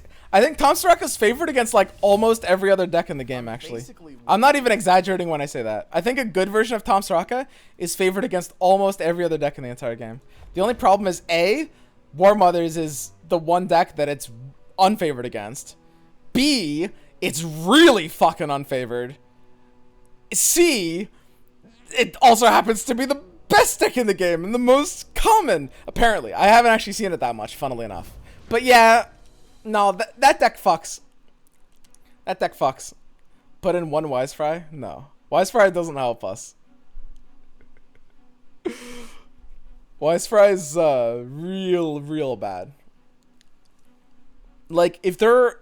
So the thing about Wise Fry is, if we want ways of generating more damaged units on our board, there's so many better ways than a 6-mana unit. Like, Hired Gun is fine. A third Shakedown is okay. Hunting Fleet is alright. I'd almost everything in the game that could generate me a damaged unit, you would play before Wise Fry. This is where you play Wise Fry and Stargazer and Wish. What do you do when they, like, vengeance you? Braum Draven. That's an old school deck. Braum Draven. Keep Star Spring early. So these are the weird hands. I I don't know how to mulligan this hand. I actually want your guys' input. What do you think? So these first two are an easy kick. I could see... I normally keep a Soraka or I keep a Star Spring. I think keeping them both is really bad. I think you want to keep one or the other. Keeping them both could be correct. And there's even a consideration of mulligan both. Which I think is wrong. It's matchup dependent, by the way, for sure. If you only keep one, keep Soraka. Keep only Spring. I think I keep only Spring. I think that keeping Soraka... I think you kind of never play Soraka very early, actually. Like, you can play her on turn 3 with a Boxtopus. If you have your Boxtopus on 2, and if you're attacking on 3. So now we've got Boxtopus Soraka, but we're not attacking on 3. So even in this ideal situation, because we're attacking on evens, we still can't play Soraka until 4, right? Soraka's just like... You kind of don't end up... You don't usually even play her before she's leveled, actually. The winter's claw strikes. That's a nice Star Spring, though. It depends a bit on the matchup, for sure. Your versus a fast deck playing Star Spring is trolling? Oh, maybe. Yeah, I mean, I guess Braum Draven is maybe faster than I give it credit for. When I look at Braum Draven, I mean, this is like a mid-range deck, right? It's not aggro, really, on Braum Draven. It shouldn't be an aggro deck. Usually, I mean, Braum Draven isn't really a meta deck, so it's kind of hard to say. But I'm not really afraid of the aggressive potential of mid-range decks like that with this deck. I'd rather have Star Spring against mid-range. I think that's better. Usually, like, if it was an aggro deck, it wouldn't be running Braum. It's got Ballista. Yeah, we can play Soraka into that. That's fine. Block a lot of damage. Let me guide you. Perfectly happy. Ooh, the 3-1 should be... Ooh, what? Ooh. Your attack. Mister. I understand. Your attack. It's gone. Is he running Flock? The Flock play? No? Okie dokie. And now this is where we nut out. We have like kind of like the effective ideal situation. We've got the heal off of Boxtopus plus whatever trick of our choice, right? So we're full healing. We're killing probably the Raider for free. Depending on what he does, we could try to shake down. You know, our Codger does well into the Raider as well. Most likely, we're just going to swing in. Sentry's actually all right here. Sentry is pretty cute. Stops us from having as good of an attack. Ends Guiding Touch because he doesn't have any 2 health units. Guiding Touch doesn't even have like a single thing we can super effectively kill. I could... Wow, does that make Shakedown my best option? Time to Just enjoy like, the night sky. just Shakedown and have the Codger kill the Raider for free? Because we're getting more healing, right? Take Our heart. Soraka goes down to 1, but that shouldn't matter.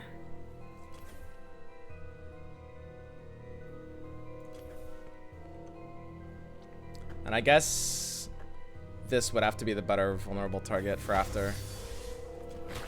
I think his deck at 2 mana shouldn't really be able to punish my 1 health units.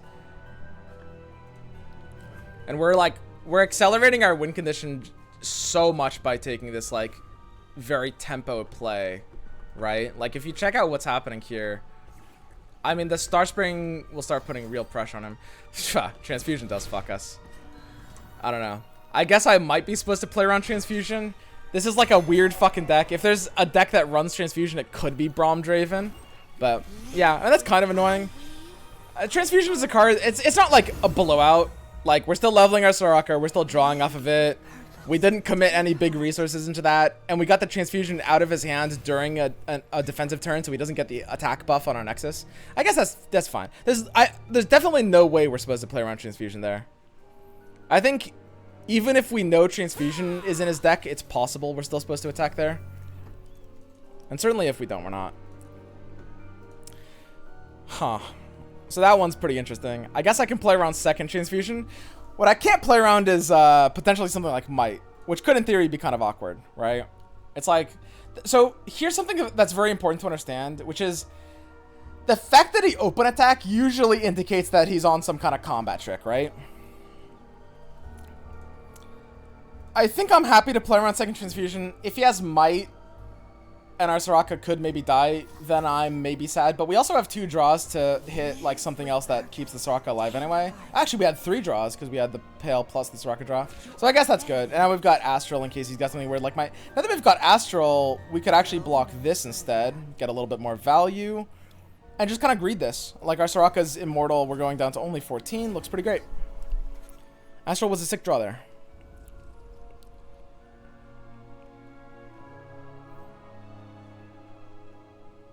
So yeah, we're safe against pretty much everything here. Like if we get him to blow a combat trick and then not actually kill the Soraka, which he couldn't possibly do because the Soraka has 11 health here. If we get him to blow the combat trick trying to kill the Soraka, then that's just an auto win for sure. Fury of the North. There's a fucking blast from the past. It's been a long time, my friends. You guys remember when this card used to be nuts? It was a different time. Things were simpler. Things were easier.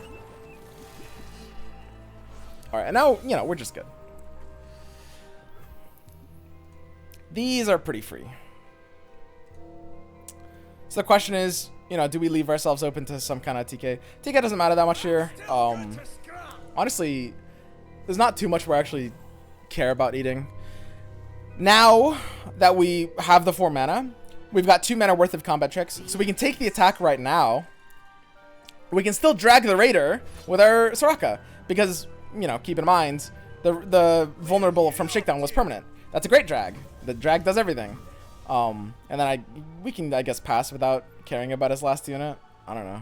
I don't really care about this unit at all. Okay, seems good. With purpose. Take heart. Wait, why am I at 20 charges? I guess I'll just win this turn. Whatever. It's gotten to the point where I don't really count my charges anymore. I'll just kind of like win sometimes. I don't even need a hand. Like I can literally AFK right now and I'll fucking win. I don't need shit. Ooh, I guess I need to do something to that. I'll just hush this out. And now we're just, yeah. Like we actually don't even need to play anything from hand. We still win. Jesus. But like, it's so important to see Starspring for what it is. Look at that game. Much love less than 3. Oh, thanks, Jiggy. Look at that game.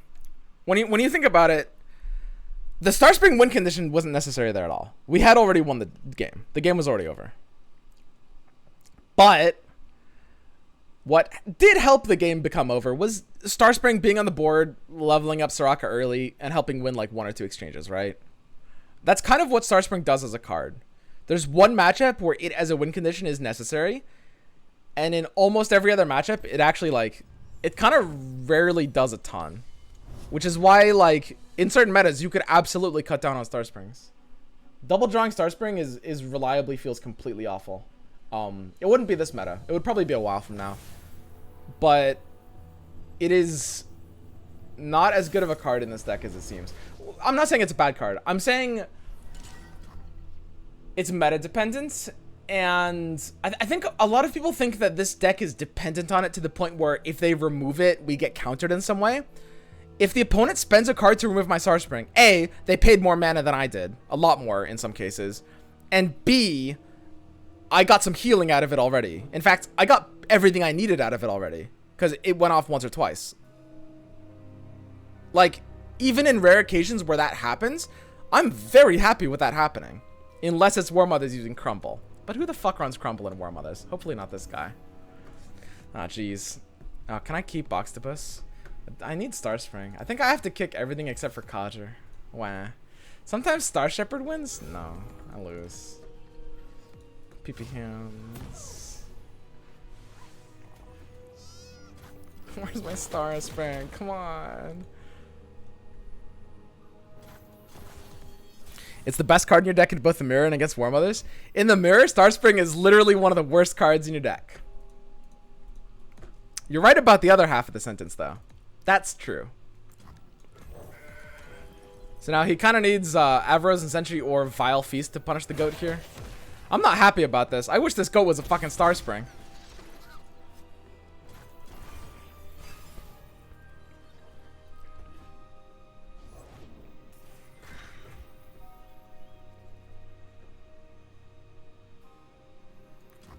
Maybe I'll draw it here. I mean, we can kind of do like an adorable open attack. I guess I can do Kadra first. Letting my goat potentially die here is wrong. That was definitely trolly. The only problem is like that I can't gem here at all. So I play the Kadra and then I Croaker the Kadra down to 1 health, and then next turn I gem something in open attack. Maybe that's better. Was that better? I kind of wanted to gem the goat though. And this was the most efficient way to gem the goat. It's just trolly if he has a specific option. That's kind of a sick draw. I mean, it's not going to matter. Which is really sad that it's not going to matter. What if he plays Trundle and not Avalanche? If he plays Trundle and not Avalanche, we're kind of like grooving, right?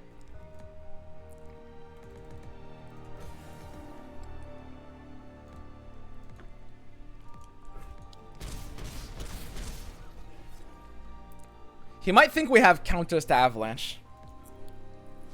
Oh, wait. Are we good? Hang on a second. Wait a minute. Hang on. Ooh, this isn't supposed to be happening.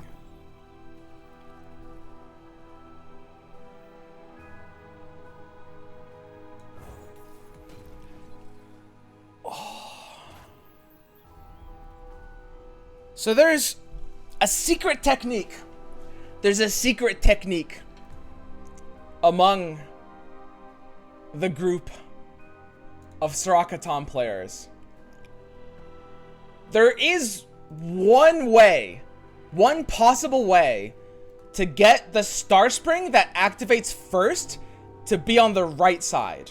There's only one way to do it, which is to play the second Star Spring after your board is full on a unit that you played before the first Star Spring, overriding it.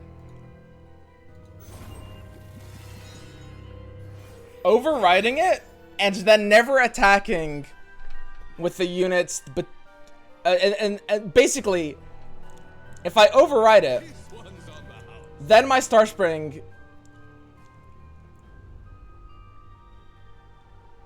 No, I have to play it on a unit that I played after the Star Spring. Is that right? Because the position of the Star Springs, there's only one way to cheese the position of the Star Springs. Because the only way to play a unit from your hand onto a different side is to override a different unit. Like that's the only way you can choose when to position the Star Spring, basically, right? If that makes sense. That attack is kind of strange.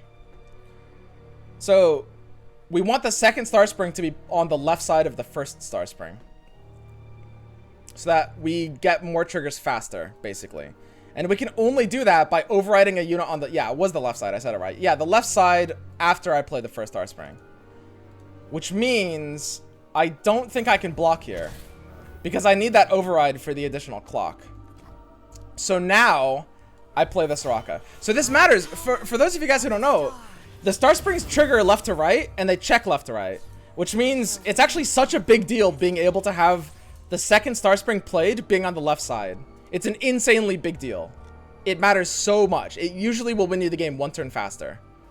And there's only one possible way to do it. And I've never done it before. I've never once done this before. It's so rare. It's so niche.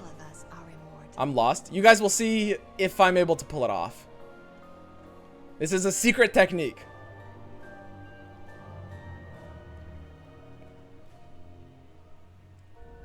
It only matters for 1 point of heal. It matters for 1 entire trigger of healing, which could be 1 point or it could be 5, depending on your board.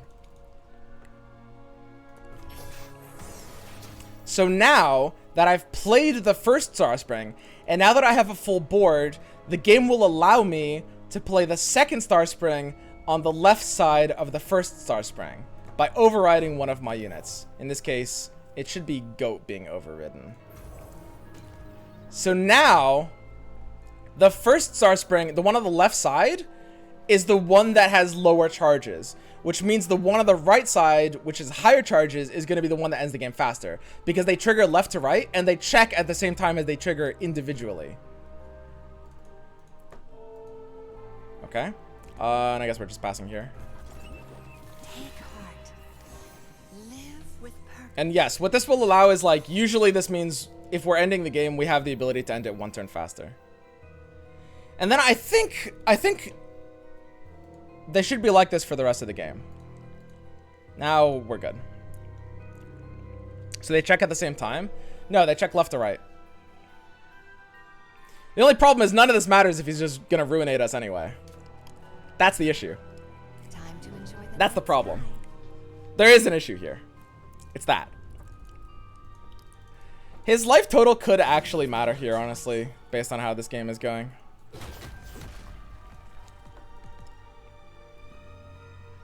And I think it's fine. Yeah, it doesn't matter to do something like this.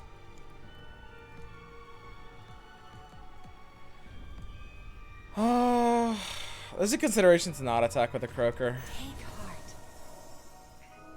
I don't know if losing the Croaker actually matters. Got meat bigger than you. Whale?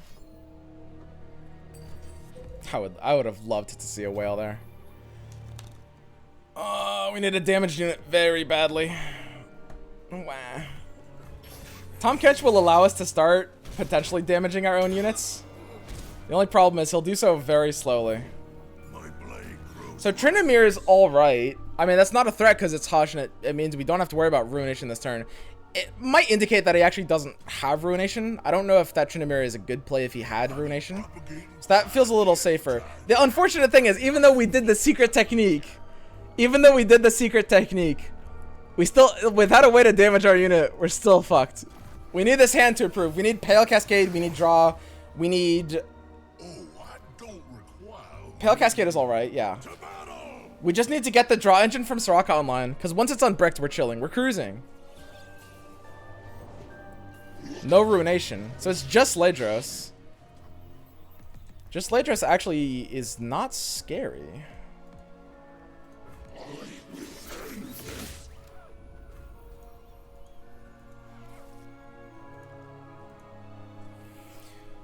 So we do need the ability to heal this turn. We still need something to potentially take some amount of damage. Our Tahm Kench can take the 1 damage we need.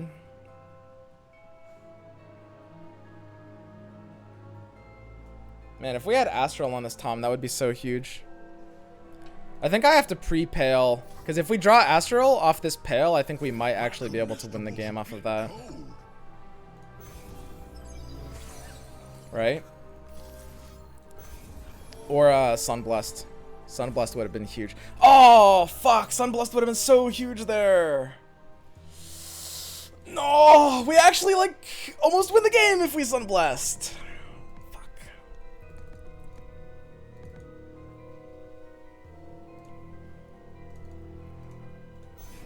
It's a little awkward. We're so close. If we just had the ability to just, like, eat something big for free. That makes such a big deal here. Such a huge deal. So we can kill the Tryndamere.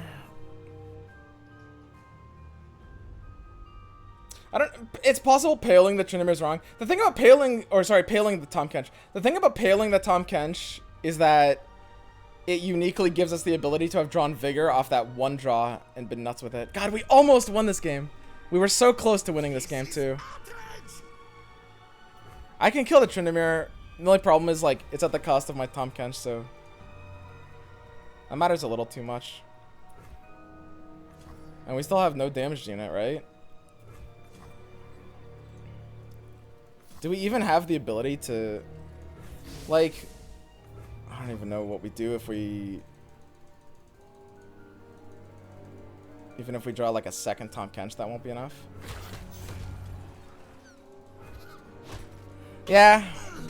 It's such a shame. Our hand was not quite good enough here. Not quite good enough. Unless there's some weird thing I didn't see. Oh yeah, we have to eat a spider now. That's the entire point of keeping Tahm Kench alive. Yeah, if we just had like... If our hand was even a little bit better, we were actually surprisingly close to winning this. Because I think he's running like a weaker version of the deck.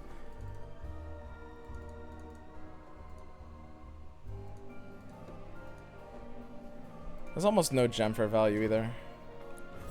I can shepherd though. Fearsome blocker can matter. But if my eyes are closed, don't I miss it? Live with purpose. I feel better when you feel better. I'm sure there's something for my tastes. Man, Astral Protection or Sunblessed Vigor hits so hard.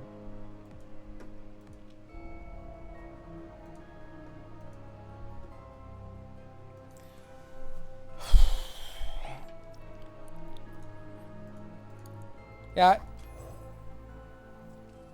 Not sure how we're winning this. It's still possible. It's just like on the... It's the bad kind of possible.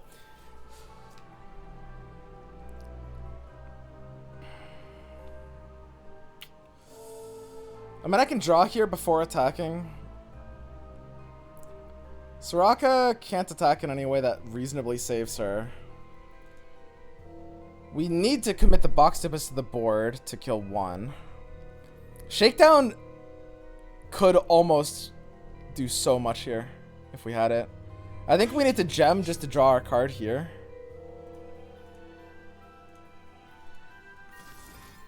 We can gem this so it's like a potential fearsome blocker, I guess. Shakedown! Wait, does this change something?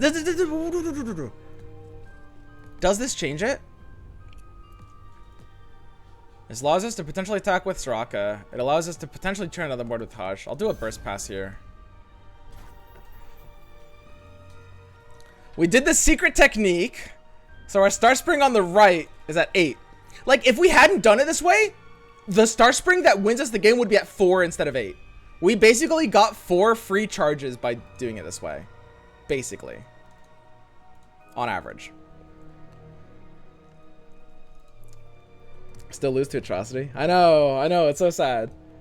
We're losing to Atrocity, even after all that. If he's got Atrocity here, he's hella slow rolling.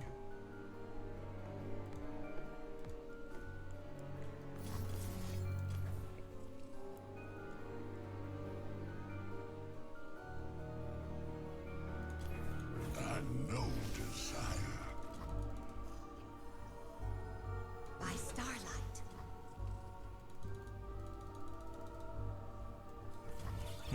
That's interesting. I think I needed to make the spider vulnerable.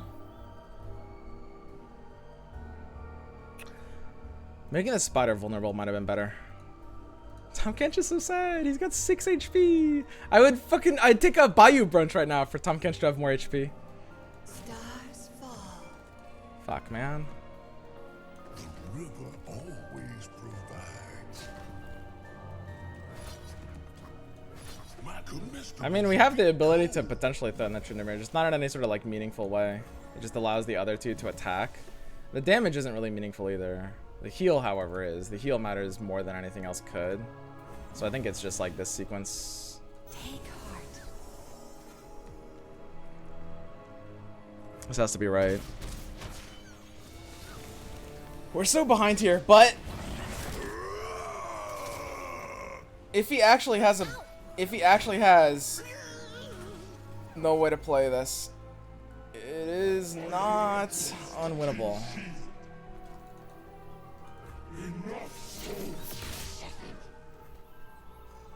11 out of 22. We just need our top decks to improve a little bit. Not even that much, just a little bit.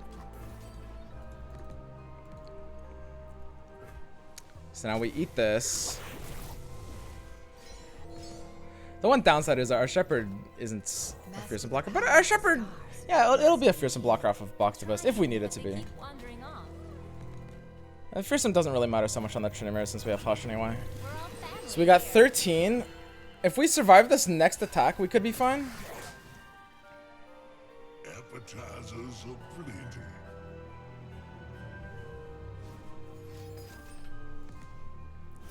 Ooh. That's very, very interesting. Follow my blade. So he goes in like that, which means the only way to survive is to sacrifice. We have exactly 10 mana, so we can actually do a block with Bastion and Astral and keep something alive. And if we keep something alive, if it's Soraka, we win the game off of our next attack from having played the right Star Spring. So we hush the Tryndamere here.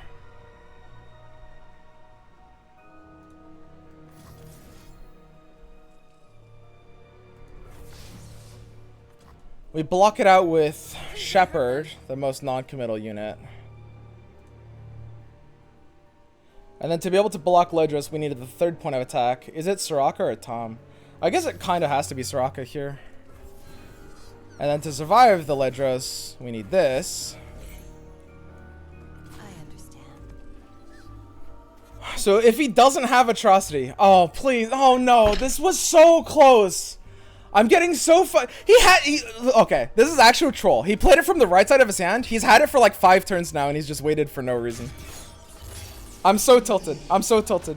If he didn't have Atrocity, we win that game by playing exactly how we did. By playing exactly how we did. He had Atrocity from like turn 3. That right card on his hand. He had since like literally like the start of the game.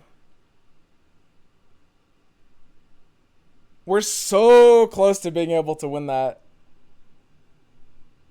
And every single thing was important.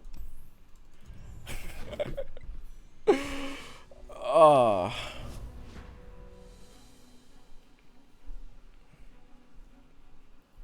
Just wanted to guarantee the win? Yeah, is he playing around Deny? What do you mean?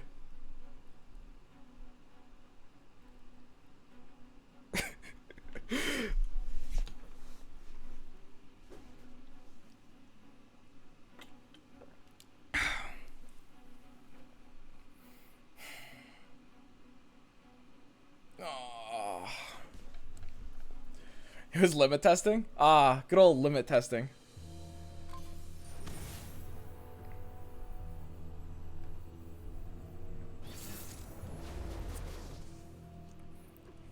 Alright, I might have to switch off this deck if we keep seeing Freljord SI. We're at the rank where all the tryhards come out. All the sweaty nerds. We've queued into SI Freljord like 4 games in a row. By the way, this is... If everyone is actually tryharding, this is what the meta looks like. This is the tier 0 deck right now. How good is Tahm Kench in this matchup? Am I supposed to be keeping Tahm Kench? I don't think I am. I can see a weird argument too, though. Isn't Shepherd just a win more in this list? No, of course not. Shepherd is the opposite of a win more. Shepherd is a win less. Like, Shepherd is a cheap unit that survives, which is usually this deck's throttle is cheap units that survive. Like, yeah, it's the opposite of win more. Shepherd's great. I guess I'm doing box Soraka just because I have nothing else. This guy's farming you for rank. I don't actually really look at my opponent's names. Yeah, that's awkward. I don't know if we can actually do much about that though. It feels so bad to actually pass this turn 2 with this hand because we don't actually have a play on turn 3. Yeah, we literally don't have the ability to play around that. Okay, I think he got us, guys. Eee.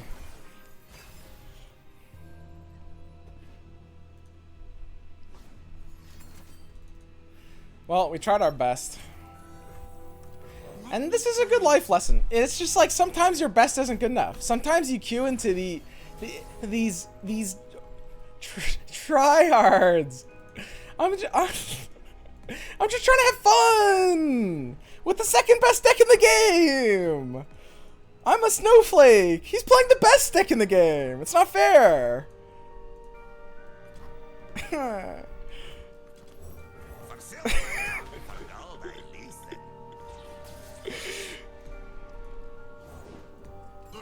Trundle.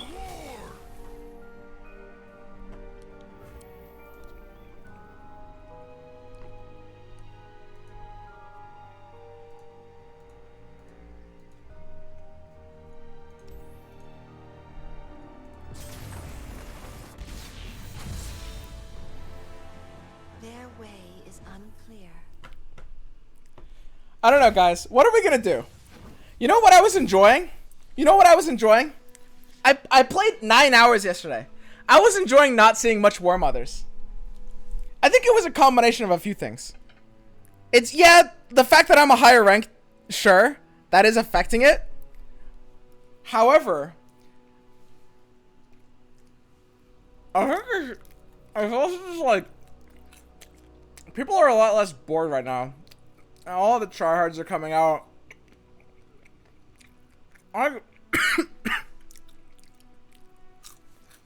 There's nothing we can really do.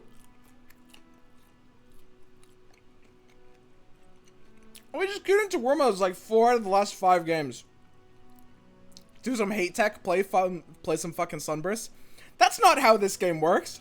You think if he plays Trundle for 5 mana on turn 4, and I play my 6 mana sunburst, you think we're ahead there? His entire deck wants me to waste my mana. Like, that's his deck. That's his win condition. Is just trading inconsequential targets. It's like unbelievable. Meta seems cool. It was cool. Can we all just like listen? It's game theory 101. What we have right now is an effective arms race. A prisoner's dilemma, if you will. Or, if you're more familiar, a tragedy of the commons. Like, all we have to do is make an agreement to not play War Mothers, and everyone will be more happy. But here's the thing about game theory. Because we have this system of anonymity, there's no honor. There's no shame. So, we can't have this. We can't have such an agreement. Like, the thing is, we don't need the devs to fix our game. In theory, we could do it ourselves. We could, as a community, agree to nerf War Mothers by not playing it. Can we just do that? Can we just do that?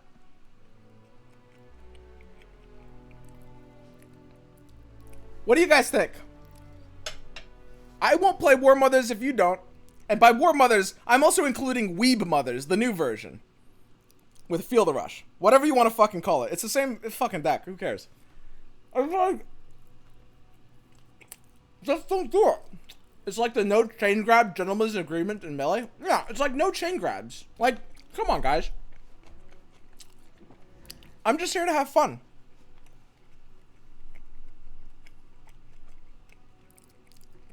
Let's just agree.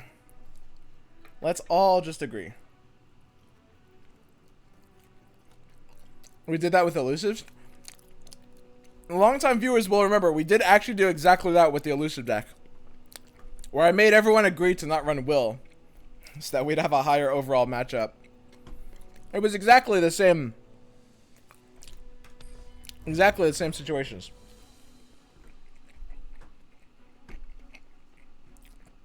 Complains about honor, plays elusives whenever possible.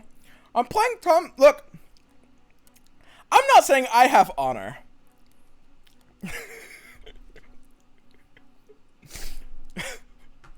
But I'm saying I'm not playing War Mothers.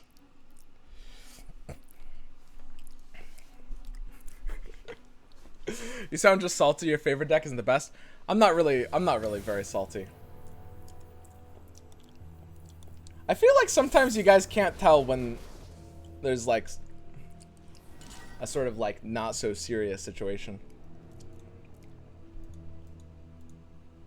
I wonder why that is. Draven Darius with Targon. What the fuck are you? What the fuck are you? Usually this is like a Taric deck. Why are you running Targon with Draven Darius? Okay. It's all Overwhelm.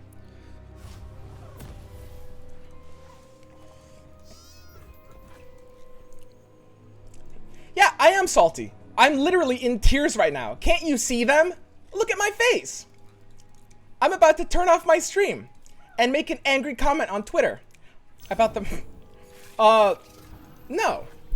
Well, I'm not really. I'm like, I guess I'm like slightly. I'm not. I wouldn't say salty. No. ours is the one true light. Oh. Oh. I'm honestly having the fucking time of my life. Ass founded by arrow. Oh. Oh. Let me guide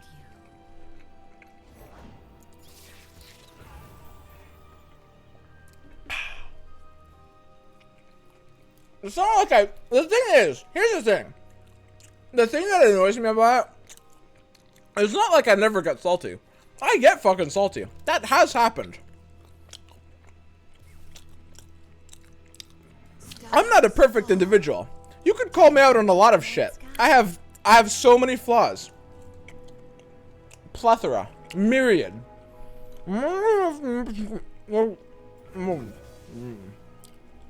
Oh, it's like what? Their way is unclear.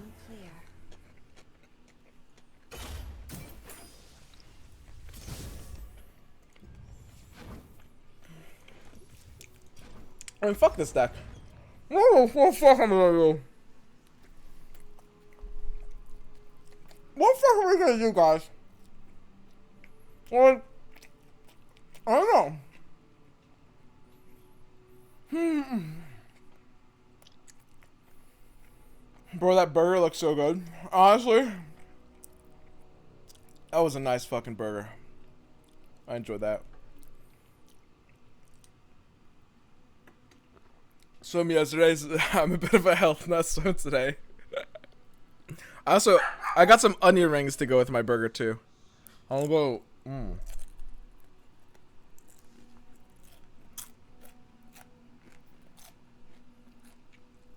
Oh. Okay. What are we actually playing though, guys? You'll pass me a ring, bro. You guys want a ring? Here. Take it. Oh. Oh.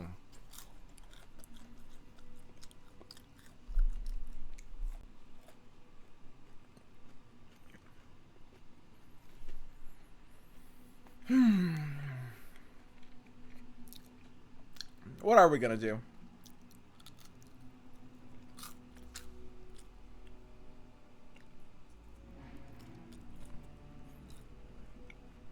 There's gotta be like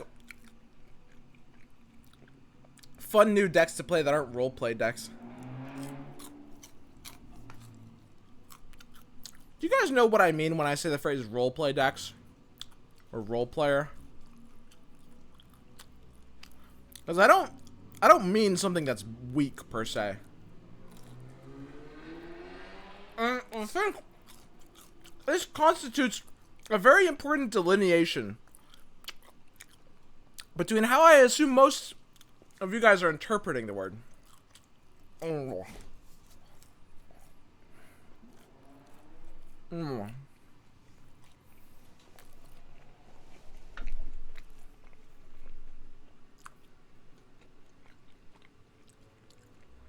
Just forcing a theme over actual deck construction?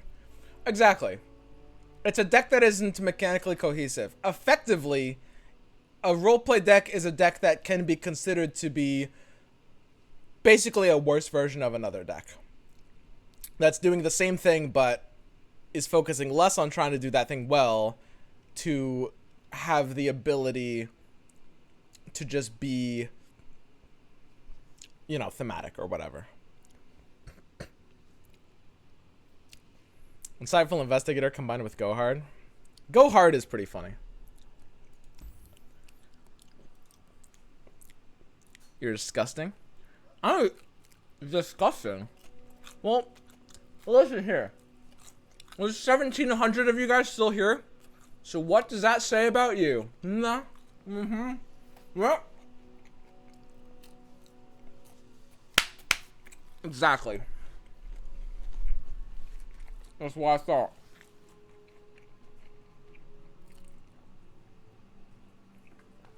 Passage unearned against Weebrother. Yeah, I tweeted out yesterday. Passage Unearned, which is one of the objectively like most bricky cards in the entire game. It's of course a tech card. This is a hilariously viable card right now. For those of you guys who don't know, like people are running it. Like people in Masters are running this card. Like multiple people. Like this is a thing. This card is really, really funny. It's basically, it's the same thing as Deny. Because when people run Feel the Rush. Excuse me. When people run Feel the Rush, it basically just stops it in the same way that Deny does. Now, you might say, well, Swim, Deny hits other things in the meta. And to be honest, it kind of fucking doesn't, actually. Deny actually almost does nothing except for hit that one card. And yeah, that's what this does too. And it's also a Shadow Isles card, which kind of makes it better. But yeah, this is basically hitting the same thing. That's why that guy was running it. Right, exactly. Like, this is a very, very, very actual thing. Deny hits my Decimates too. Deny being able to hit Decimates matter. Marcus, are you a dirty, dirty burn player? I thought you were a sophisticated control big brain like myself.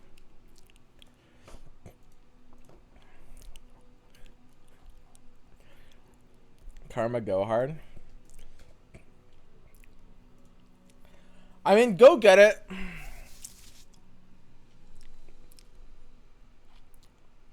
Go get it Fearsomes is pretty funny. Precipic was playing a lot of Go Get It Fearsomes. Precipic and Bones built a version.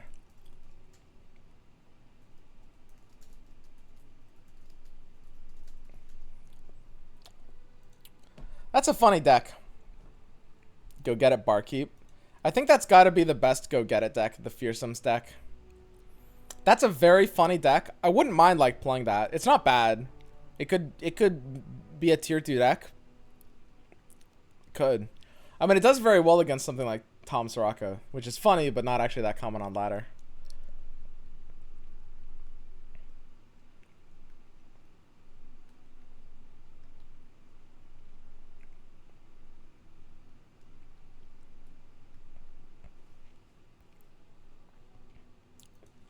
Hang on 1 second.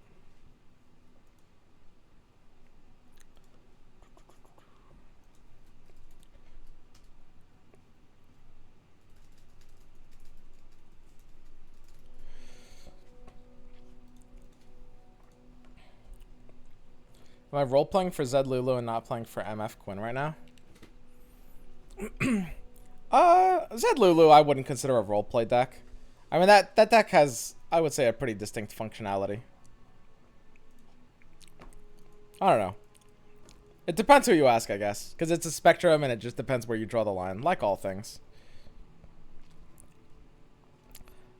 Does the Tarek Playful Trickster combo actually work? Well, it doesn't give you infinite attacks. They removed that before I got into the game. What's low key right now? So, in terms of things that actually could be competitive, here's my perspective on the ladder as it is. I think Lee Sin is not great right now. Definitely not tier 1 anymore. And I think that frees up a decent amount of the ladder. War Mothers is very good, but I would be surprised if there weren't some challengers to rise up to it.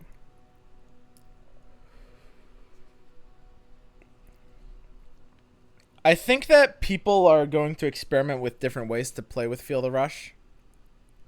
For example, it actually sort of allows you to get outside of Shadow Isles. You could run War Mothers decks with like Ionia or Noxus now, potentially.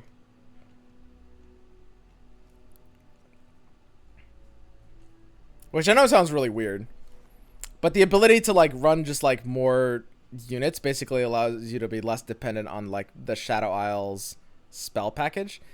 And there's a lot of like supplemental tools to those Shadow Isles pieces. Like, for example, you run like Will over Vengeance. And Will is maybe even better than Vengeance, right? That's a big deal. Remember when Will was 4 mana? That was very funny. I can't believe it's taking them months to nerf Trundle. Trundle's been dodging nerfs left and right. Trundle's a fucking ninja. He's up, he's down, he's left, he's right. They can't catch him. They can't touch him. He's juking so hard. So hard. It's like it's a chase, like the gank went wrong, and Trundle's, he's juked up, he's juked down, and they're searching, and they lost him, and they attack, but he dodges it. Trundle, he's unnerfable. He doesn't get hit. Unbelievable. You wouldn't expect him to be so agile. You wouldn't think he would be. Go hard. Don't shout. I'm sorry, guys. I'll keep my indoor voices on. Give it all is most powerful after Field Rush among KDA. One voice of the old one in Field Rush and it's going to get some crazy early wins. It's okay. It's alright. Yeah, I think the Fearsome deck is probably the thing I'm most interested in playing right now. Let me pull it up. I can pull up the one that we had on the Mobalytics article. Chance it got updated a little bit since then, and I would expect it to have, but that's fine. Let's go ahead and pull it up here.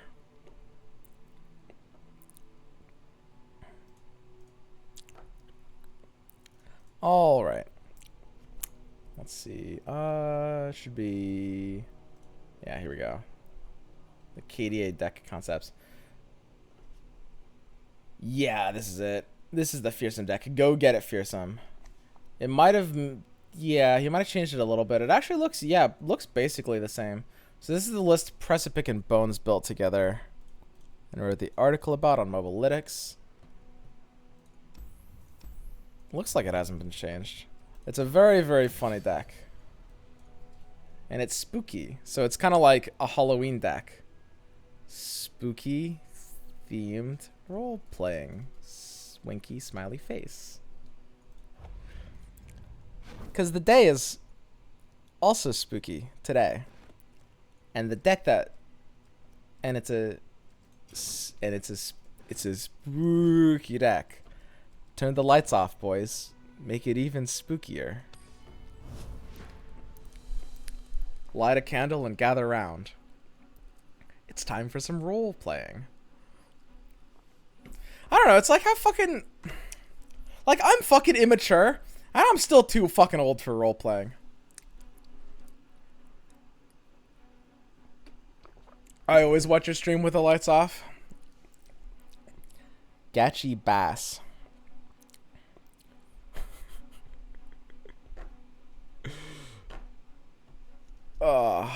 No emotes. Wait. What? Ooh. Yeah, let's do the Halloween board. What's the spookiest? Oh, is it the Ghost Shark? Oh. The spookiest minion. The spookiest card back. And the spookiest... Ooh. What's the spookiest emote? Elisa's technically fearsome. Ooh, Elisa Nocturne. I mean, I certainly couldn't not run both of these. Because they're cards in my deck, too. Like, it's role-playing on 2 different levels. I'm out of my mind. Hang on. But I do actually have to equip Huh. This is like the only emote I ever use. KDA cards are spooky. They're so bad that they're spooky. We're good, guys. Are you guys ready to get spooked?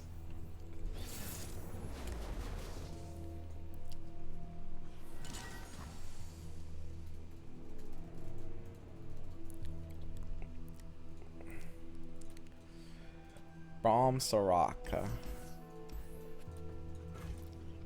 This is not a meme deck, by the way. Just letting you guys know. Not a meme deck. He's playing Braum Soraka. Oh yeah, Mogwai was playing a Braum Soraka, right? Somebody was saying yesterday we should put that on the tier list. I thought that was pretty funny.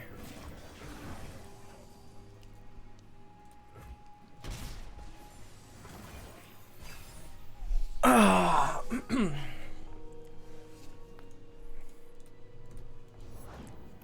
Soraka's here. Uh-oh. We could do Risen Mist that turn. Is just like Wraith Mists. Just like the super aggressive play. Ooh. Ooh, that's not good. We had both Go Get It's on top of our deck. Eee. How did this happen? Oh, fuck. We're gonna lose. Oh, fuck. We're gonna lose to a Mogwai. Wait.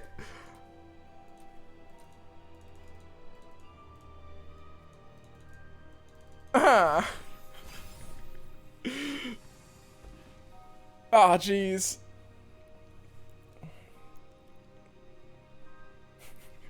Well, at least this can't possibly whiff a third time. That's nice. We can't whiff again. That wouldn't happen.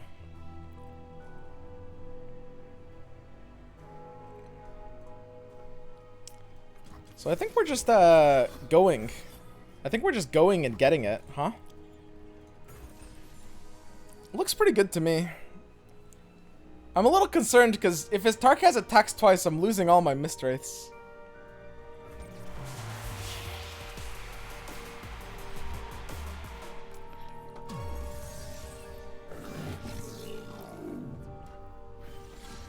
Easy. See, the thing about Go Get It is it basically plays 2 Mist Wraiths at once, just because of the interaction with the card. And as it turns out, 5 mana play 2 Mist Wraiths is like a really, really good card for this deck. As it turns out. So it only costs 0 this round, so I have to play this here and let his Tarkaz attack me. And a smart player would always attack with Tarkaz here. Ooh. I don't know about that.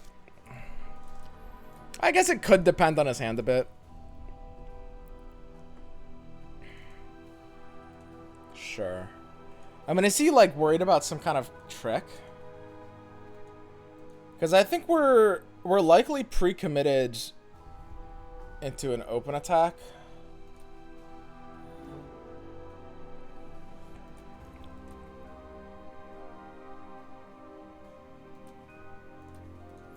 I won't attack with my Mist Wraith, or my Wraith color, that's fine. The only problem is he can like do a pale block potentially.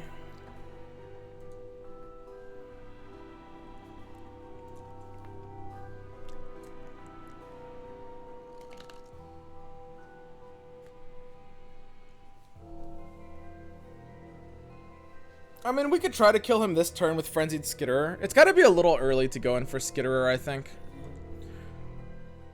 I think the best play is to probably open swing with Risen Mist. Does this deck run Avalanche? Does it actually? I guess I'm using Risen Mist then.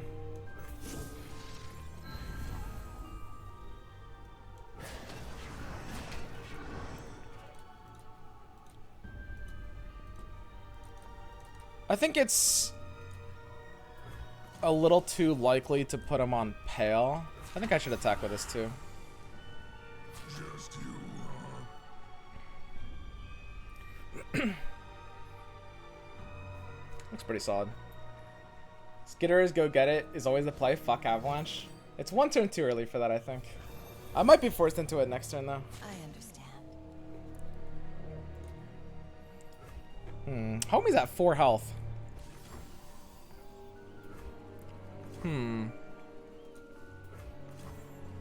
Yeah, I mean, I don't really have to let the Soraka heal, right? I can just do this. This is honestly a pretty free glimpse, yeah? Looks good. Ooh, hello, Nocturne. Ooh, hello, other Skitterer. The only problem with all these Skitterers is there's Avalanche. Oh, by the way, you can Go Get It to, like, triple up Skitterer, too. Like, this is actually a deck. I know this deck looks really troll. I'm not saying it's a good deck, but this is a cohesive concept, right? broad-backed, so we kill him next turn. I think that should be fine. It is a little too likely that we could actually use spell mana. Doombeast is doing, I think, not quite enough there. Because, I mean, we can never kill him. Even though, like, we have Fading Memories, we could have Doombeast this turn. But because broad-backed Protect is going off, it's never enough to represent lethal. Avalanche might fuck us here. Is the one spooky thing. Avalanche may fuck us. Live with purpose.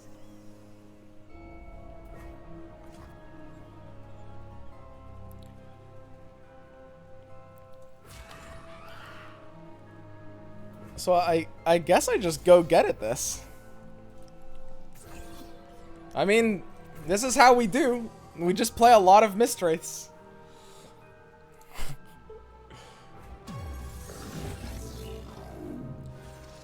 Whee! So yeah, for those of you guys who haven't seen this interaction before, Go Get It plus Wraith Color is actually, yes, really, really funny. I could Nocturne here. The Nocturne is leveling, which is kind of nice. It just means like we have some stabilization post-Avalanche, possibly. I'll play this one Wraith Collar. He should have to Avalanche this turn. He knows I'm too pressured into playing the Wraith Collar this turn. I can't, you know, do it post-Avalanche. But now I have a pass. I think this is a free enough pass. Like, without Avalanche, he should be a little too fucked. I guess it's actually okay to play Nocturne here. But you really want to play Nocturne on the going off turn, right? Wow, do I really have no play other than passing? How afraid of Avalanche are we, really? Yeah, not really. If he feels like he has to use it now, that means we can develop into him next turn, which is so powerful. Fire knows its own. Ember. I mean, what is Ember doing here? We can't be doing too much, right? If he had Avalanche, he would have had to have used it right there. There's no possible way he has Avalanche. I think we're pretty safe to just develop some Skitters into him and kill him next turn. Looks good.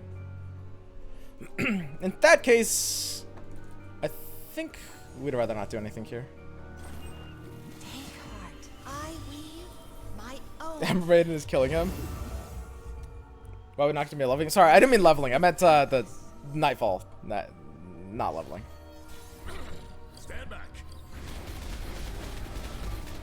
So homie's at 12, which looks like a lot until you look at this board state real closely. I guess I'm just gonna start deleting these fearsome blockers then, eh? We can't actually play the triple Skitterer. Yeah, I guess we were just supposed to like Doom Beast or something last turn. Just open. Open. He drew 2 for the Avalanche. What fearsome blockers? What? I can't open here. You guys are trolling so hard. What? Starts with Elise. Elise Skitterer. Or it could be just like Skitterer into Nocturne, I guess could make some sense. Maybe I might have needed to save Go Get It for the Skitterer turn. I could have seen that.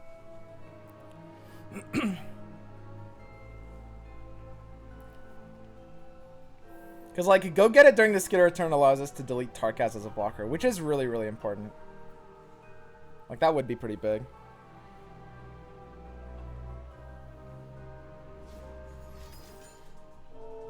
Take heart.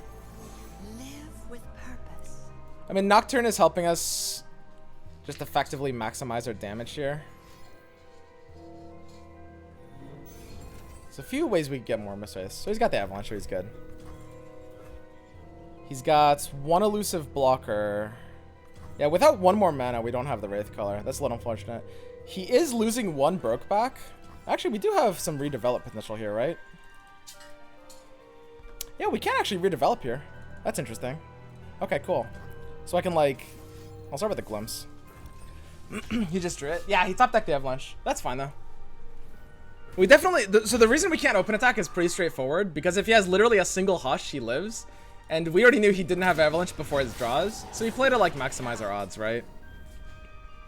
we do the third go get it. That's really funny. I mean, that gives the Wraithcaller 100%, which is neat. I like that, having 100%. We're not getting any fearsome attack through no matter what. I guess I can just play the Wraithcaller now, though.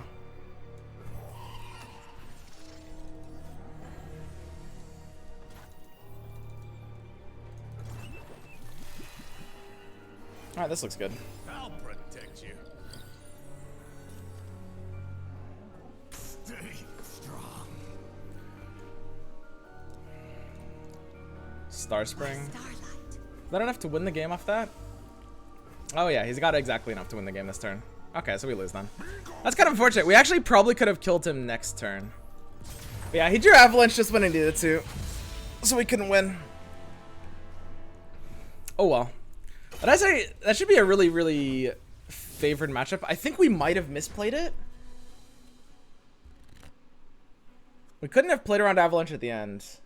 But I think we could have sequenced in a way. We should have saved the go get it for the going off turn. We should have allowed ourselves to like have the redevelop fearsome lethal, I think. I think that definitely would have been possible. Failed the Mogwai test. There were definitely misplays. It's hard to say. I need to play this deck more. I've literally never played this exact deck before. The go get it does change how you play. We definitely was put too much to spell mana. On turn 3, we were supposed to play Risen Mists. Like, this is a very proactive deck, and we can't really use spell mana in any sort of tempo capacity. All of our spell mana is for value and not tempo, right? It's like draw cards, which means we have to be like, we can't send to spell mana unless we have a specific plan for it, right? Like, that's really, really, really important. God, I almost want to keep Doom Beast in this matchup. I think it's a little too early. Should have open attacked? No, open attacking had to have been wrong there. That's like one of the few plays that we can be sure wasn't a misplay. Like, we saw him draw the Avalanche, guys.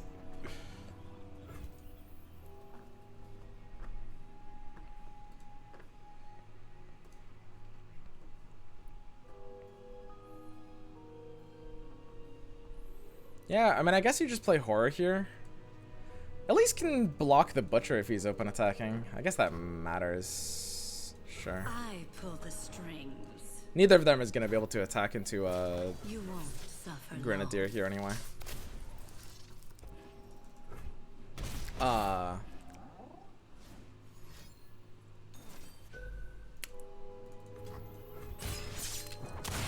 You What? dare.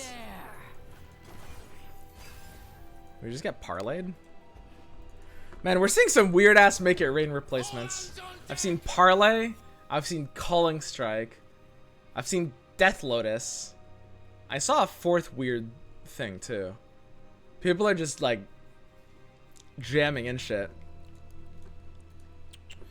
I mean, I honestly don't even mind blocking this Now Sinister you've Poro. gone and upset it. Maybe he's got a second parlay though. He should solo attack here with a 3-1. There are 2 drop off of Stalking Shadows that changes our play. No, there shouldn't we? If we Stalking Shadows a... It will all be over soon. Shouldn't actually be able to punish this. This looks fine. If we Stalking Shadows a Wraith color, that might have inclined us to have played Mist Wraith this turn instead of Arachnoid Horror. The only problem is Mist Wraith couldn't have blocked the Spooky Poro. And I actually like the ability to block the Spooky Poro here. So this is our go get it. Pretty big. We want to open with Stalking Shadows here just to inform our play. I think, actually, if we have a solid option, that might not be true. I could actually go for the Nocturne here. The Spider, unfortunately, can't drag a Vulnerable. God, that would be so good if the 1/1 Spider could drag this Vulnerable. Unfortunately, it can't. No, I think we really want to play, like, Wraithcaller on these turns. So we want to see if we get a Wraithcaller first, and then that can dictate our action.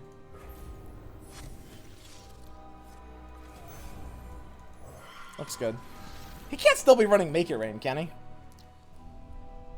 Is this Pirates player playing Petty Officer? Yeah. Petty Officer and Parlay. Oh, another one. Ooh, a 1-2. Well, that's interesting. From the This top. 1-2 is gonna 2 for one of my Spider! What the hell? You barnacle!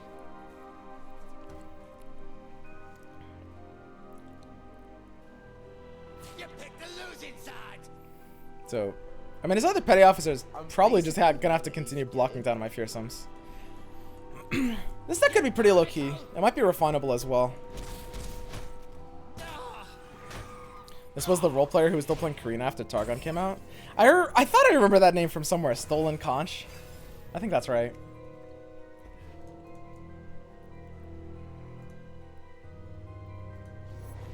Dead men tell my tale.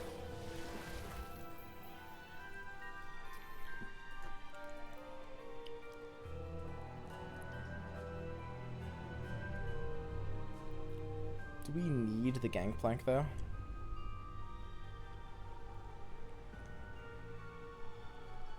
-2. I mean, I could reduce a lot from it. Nocturne's no good here. This is actually an interesting spot. How do you play this? I guess I just play the Ephemeral Wraith color. It feels pretty bad, but I guess the Go Get It will do something later anyway.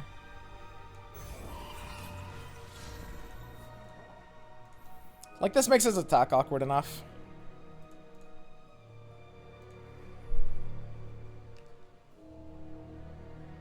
Honestly, he maybe still should attack here, but it would definitely feel bad for him. Which is kind of all you really want as a player. He's the dude you hostage in that one video? Oh, is he really?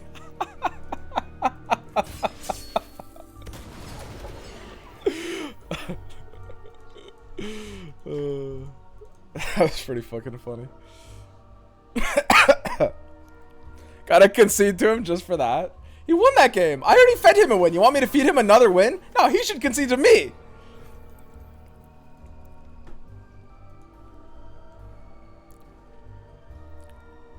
Yeah, I mean, I guess we're just Mist-Wraithing into Nocturne. Kind of looks like the only play we're really making here. It's pretty solid, though. Why would I need to make another play? I mean, his Gangplank is still pretty screwed here. Still doesn't really have a great option. Kind of everything I want to have happen. So yeah, I mean, I can Nocturne and I can throw something into the Gangplank if I really want to kill it. It's a little scary because, like, if I throw my Nocturne into the Gangplank, and then if, you know, if the Nocturne, if he levels the Gangplank in response, which he could do even with weird, like, Fervor hands, then the Gangplank will survive my Nocturne, and then my Nocturne will lose all of the damage. I think I have potentially enough of a threat. Oh, so he's just leveling the Gangplank right now. And that's a good play. He's realizing, like, his 1/1 is not going to matter to these fearsomes, and the Gangplank's health is worth more. It's actually really important that he chose the Caretaker over the Gangplank for him. That would have turned out really poorly for him otherwise. Well, that's nasty. Mine and mine alone.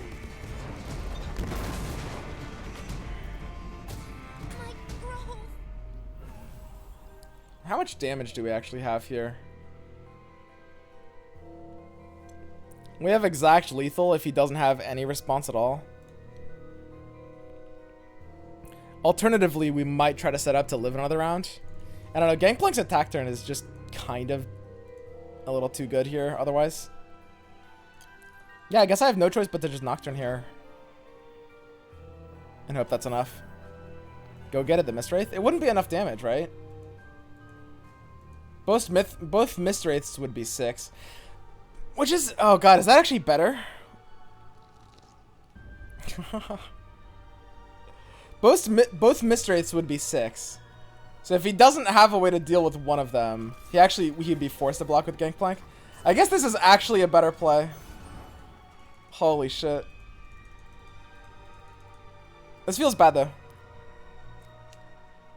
Nocturne is faced with Atrocity. Yeah, you could Nocturne with Atrocity. Like, the scary thing about that is obviously something like Fervor, but Fervor counters both plays either way, right?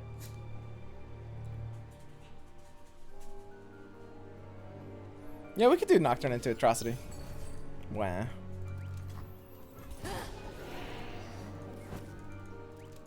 And Gangplank's nuts, dude. No one's the wiser. You won't suffer long. Yeah, I mean, we're gonna have a pretty hard time surviving this attack, right? He should usually have over the top in this position. He's got 6 coming through with Gangplank, 1 coming through with the Saboteur. Forced out of Fervor, but he only needs to have like a little bit more.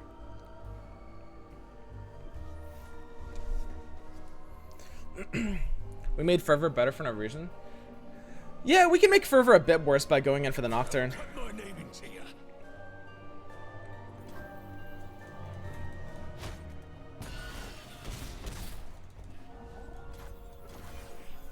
I don't know if the Nocturne play really like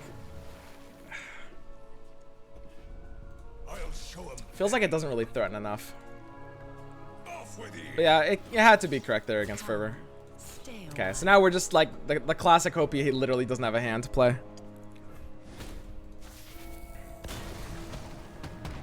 Unfortunately, it seems likely he'll have a hand. What are we ever beating here?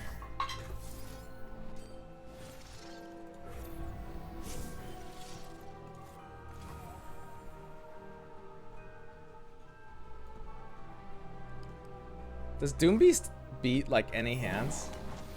It beats second Gangplank. That's really funny. Nothing. It wasn't actually second Gangplank, was it? Sweat. Get to work. Hilarious. Yeah, unfortunately, the Onlooker losing the Fearsome kind of makes it just completely useless as a card. We can literally use it to potentially enable Nightfall, depending on how that goes. Yeah, it's Decimate anyway.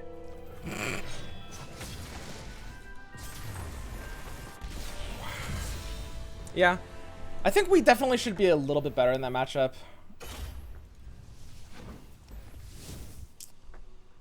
Burn. It's kind of funny. We actually felt pretty good that entire game. Like, if they don't draw Gangplank, I think we're quite ahead.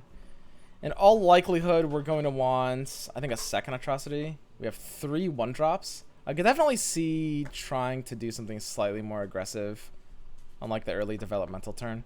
I don't hate banking the 1 mana. The problem with, like, trying to develop aggressively is basically the whole point of this deck is anything that doesn't have Fearsome usually isn't really going to want to attack. Usually isn't going to want to attack. People love BMing you. Yeah. He BM'd me pretty hard, too, after we held him hostage for, like, 10 minutes. That was, fucking conch.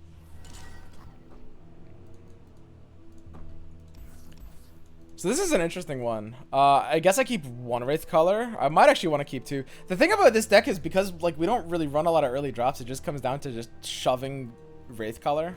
I'll keep just 1. I'd like to have like a turn 1, turn 3 play. It actually does make a difference against Burn. Explosives primed. Yeah, this is fine. Shake 'em.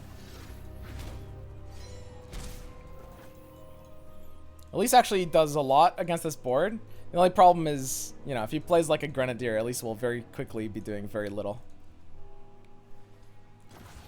We're playing Nocturne for the fearsome playability? Yeah, exactly. We're not trying to level Nocturne with this deck.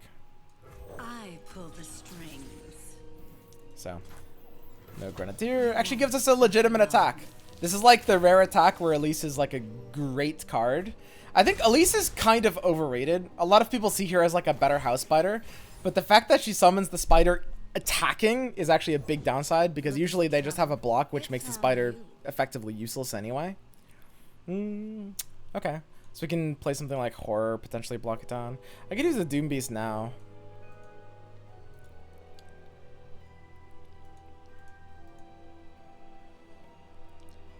Horror being fearsome might actually matter a little bit more later. And upset it. Everything's in place. Yeah. Behind ya. This basically just stops him from attacking with the MF. I guess here we can just sacrifice the spider for 2 damage. This is probably the maximum value the spider's ever getting. Love ya. That being said, I don't think we really need to be, you know, worrying about the Saboteur long term. I don't think we need to like kill it there or anything. Second Elise gives us the ability to, if he doesn't have an answer, flip our Elise, which is really nice. Now we have to think like, do we ever play the Onlooker as a 2-1 just for unit mana efficiency? The only reason we even consider it is because we don't have any spells in hand. I don't think it can be worth it here. So we've got a great pre-attack Wraith Color, a pretty beautiful hand, especially with like a challenger heavy board. I don't really see any big reason to not develop the Wraithcaller before this attack. If he wants to, he could do like Fervor on Saboteur into the Elise to stop the Challenger. And honestly, if he's going to do that, I'm very happy. But the nice thing about having Challengers is it basically gives you like free reign to develop, just because normally the downside of development is unit to unit combat. I mean, it's defender's advantage, so I develop, he develops, and you know, defender chooses the blockers. They have a bit of an advantage. Just because we have Challengers, you're on average more inclined to take developments. Wow, this is pretty cute. Ooh. Ooh.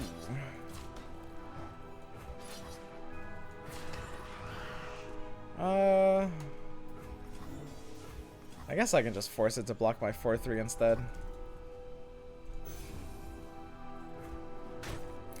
Well, this guy's board just fucking disappeared. We couldn't possibly lose this one, right? Yeah, there we go. Looks better. Yeah, we got a little bit more unlucky that game. I like playing for the spider condition when we have the ability to. Like, at least flipping will actually matter in this deck sometimes. It's not more spiders we can actually run, right? It would have to be Vile or Hapless. Has a hard time being worth it, I think. I could see like one Hapless for ratioing, potentially. Remember when Wraithcaller also had Fearsome? Yeah, those were the gold days. Back when they like triple buffed Wraithcaller, when Shadow Isles was already like the strongest region in the game, like by a lot. Those were the days, man. Okay, we're against. Oh, not a good hand against dragons. Oh god. Oh, we can't lose the dragons test, can we? Oh no. What decks are good for climbing? I'm stuck in platform. This deck's pretty good for climbing. I think Precipice getting to Masters with this one. I don't know if he's there yet. MFGP Burn. I mean, all the decks I recommend are on my website right now.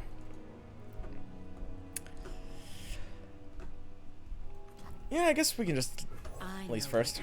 In the shadows. Probably force into these open attacks. Feels bad, man. What is he gonna do? Play a 4/4 on me? I wish I could punish that. Skitter out from the darkness.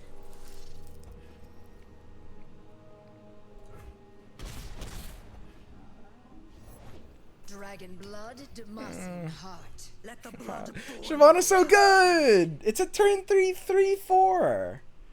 I can't beat that. There's nothing we can do. Now you've gone and upset it. It's basically a Badger Bear? Exactly! A post-nerf Badger Bear!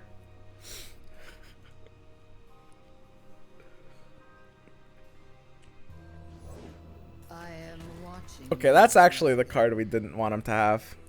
This is actually a bad matchup. We're about to lose the Dragon's Test, guys. That's not good. We don't want to be losing the Dragon's Test. Ah, jeez. Okay, how do we win this game? It starts with us getting Wraithcaller here. Never had an easier decision in my entire life. Holy shit. Alright, so we lost the Dragon's Test.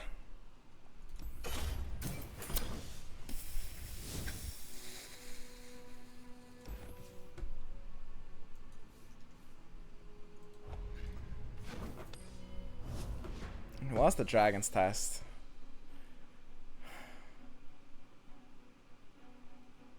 Well, Dragons counter this deck. It's like when BBG lost to Dragons. Like, the thing is, Dragons just counter certain kinds of decks.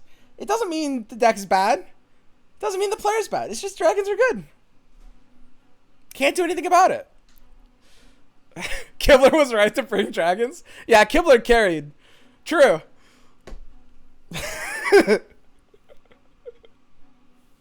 Yeah, I'm gonna skip climbing with this deck. Look, I didn't say this was the fastest deck to climb with. This is a perfectly viable climbing deck, though. Perfectly viable. At the end of the day, just climb with whatever you enjoy. Okay? Karma Ezreal. Oh, Jesus. Am I keeping Glimpse? I remember, like, back in the day, we used to be afraid of these, like, Ezreal triggers. So we'd, like, snap, keep Glimpse against Ezreal, and it would be like, oh, stop a trigger. And now it's like... and now it's like, am I actually keeping Glimpse against this? Like, really? No?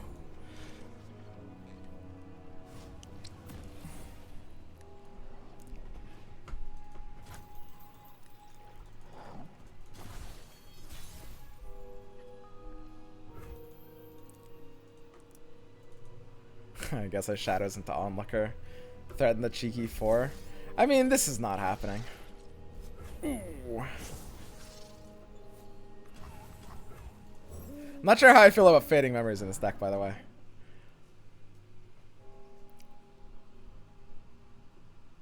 I mean, if this baits out a Mystic shot, I'm so happy about that. Mystic? I would love so much to see a Mystic here. Are you joking? This would make my fucking day. I'd climax on the spot if this guy dropped a fucking Mystic on me.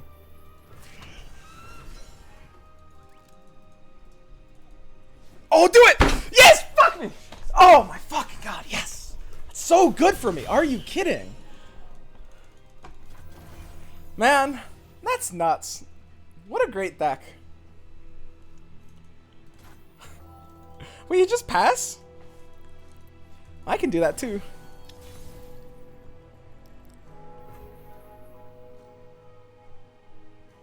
Okay, we actually need to hit Wraith Color here though. You wanna pull me Wraith Color, buddy? Guy?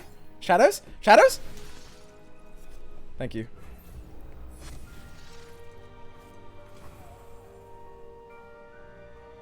Whoever bursts Pastors, he could do a double develop if he like plays like, I don't know, double Eye of the Dragon. I don't fucking know. It doesn't matter. We have to attack this turn anyway. If we let him like chump Wump, then he can actually like thermo my Wraith Collar and stop my entire play if I don't use my action. Yeah, I have to just open with this. Yeah. That's okay. That's alright. Alright, we're chillers. He hasn't done anything threatening yet. Like, what is he gonna do? Against the board? Like... Is that worth a skitter? Skittering Ezreal is always very funny. The only problem is, like, Skitter is kind of a power card here. And the other one's ephemeral. And is skittering Ezreal really that funny when we're just, like, we kind of want to use our glimpse anyway, honestly? Eh.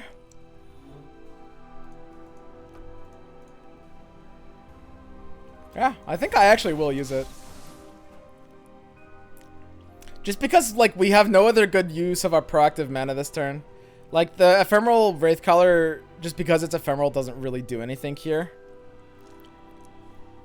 And there's a chance you could, like, burn his mana permanently, which would actually matter. And we're only going to need, because he doesn't run, like, a lot of high attack units, we're never going to need more than one Skitterer during our going off turn. And we still have that in our hand. So I think Skittering here ends up actually being worth it. Ha ha ha! Another one! What is happening? What's going on? Whee!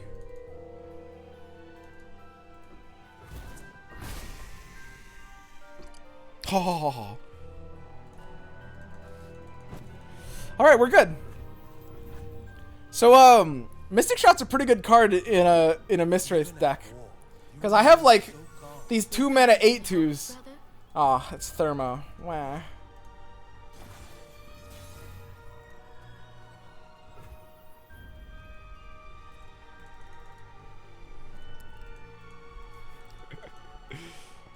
Alright, great.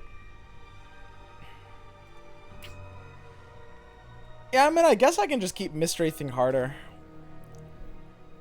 Really nothing else to do here.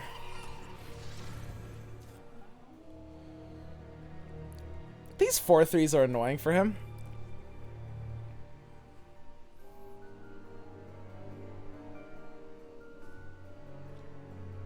hand is really fucking full. Okay, I'm not really a believer in fading memories in this deck, by the way.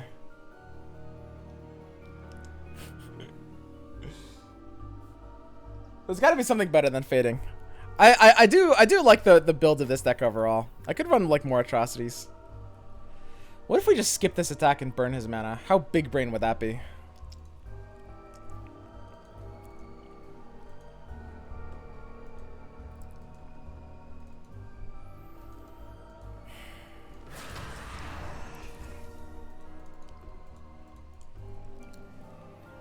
Tiny brain? Yeah. I mean, this attack is pretty good here. Ooh. Wait, your eye. Mister.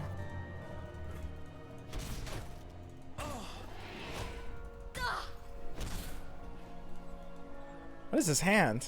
His ass just got two. We'll bring peace to Iona. Oh, poor Azrael.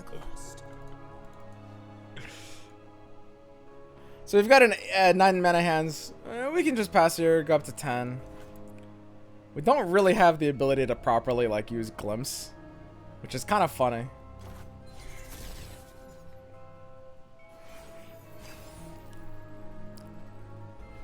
Yeah, I could even just run like, I think, yeah, Hapless Aristocrat honestly would be fine. I wouldn't even mind that. That sounds okay. So yeah, I mean, I can let this Ezreal happen. This one's pretty whatever. Gotcha. I mean, unless I want an atrocity, I have to let it happen. So you've got 2 non-ephemeral Doom Beasts. We're in a weird predicament. I guess I have to open Fading Memories something just so I can Doom Beast. Because I need a proactive non-ephemeral option that does something this round that gets a card out of my hand. And the only way to do that is to Fading Memories something and then Doom Beast him. I guess.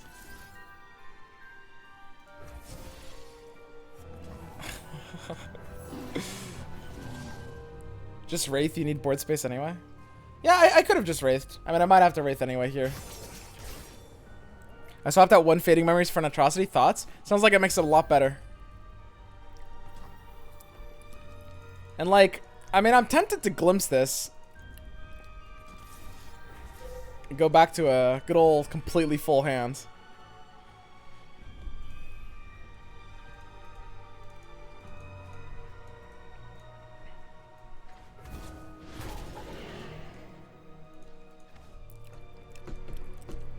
Does kind of missing Ezreal make me a psychopath?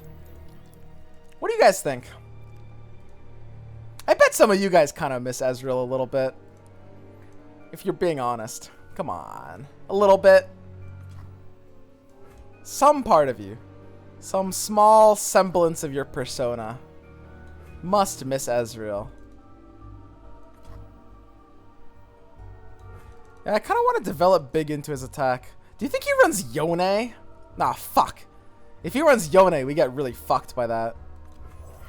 I guess I should just, like, double open Risen Mists and then full swing my dick with that. Play around Yone. He might have net decked a literal, like, 7-month-old deck. He might be running Yone. I have to play around it. It's too powerful. It would actually cuck me. He's got second static. He can... actually, even if you were searching for a static out, you'd probably do exactly that. So he might not have second static.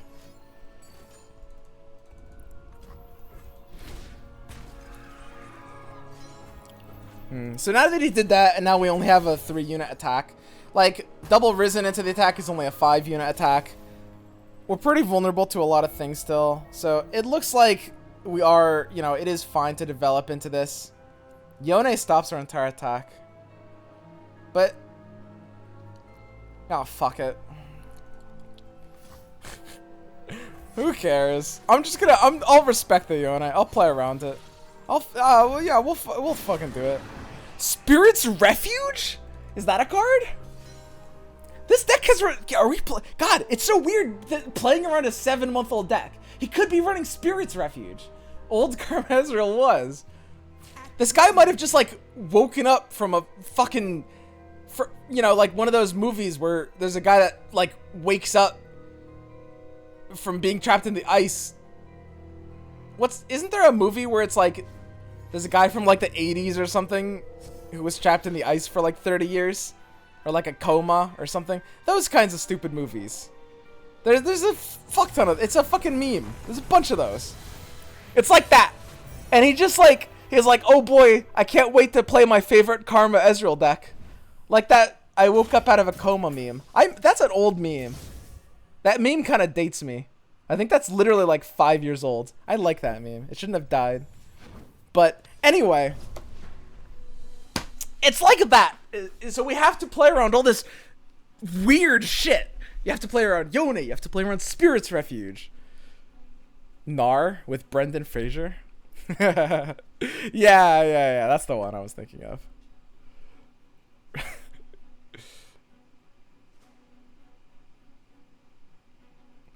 The meme isn't dead, it's just in a coma. Got him, guys.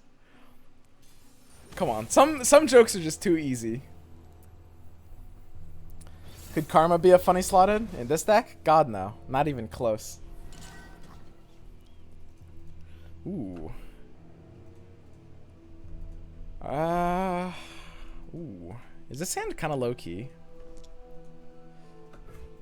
I could just full keep, right? I could see kicking like one of these. We're attacking on 3. Ooh.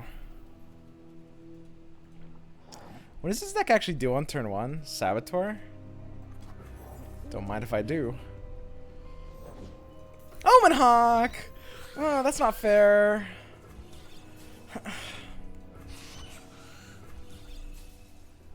It's unbeatable. There's nothing we can do. I have to attack because I can't block the Omen Hawk next turn because of the Nocturne trigger. And I'm not going to get a better combat than Stygian into Omen Hawk. So I can't not attack there. And the Nocturne trigger actually does matter because when you have weird hands like this, Nocturne can actually level. I know, right? Weird, huh? I kind of let him attack into me if I Elise here. Whereas if I Onlooker right now and then Elise Onlooker next turn, I kind of make it maximally awkward. Unbeknownst to him, I actually don't really even want to block this. I just totally will.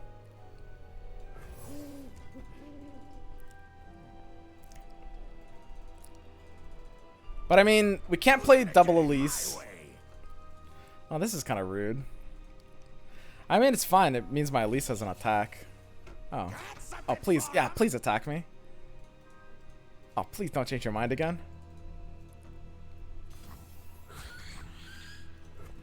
By doing that, I mean, he likely has something that can block Elise anyway.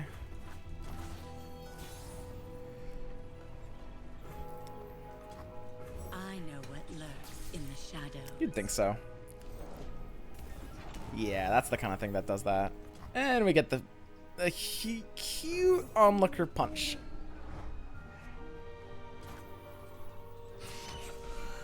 What a sad world we live in. Where Elise doesn't feel cozy taking this attack. Am I being stupid? Are we just like attack jammers? Nah, this is fine.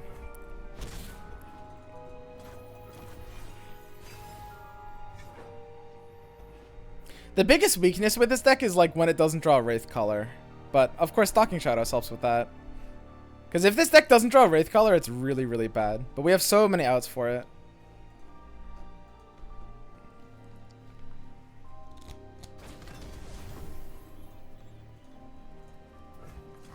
Okay. You may have this. I'm basically 1/8 gay.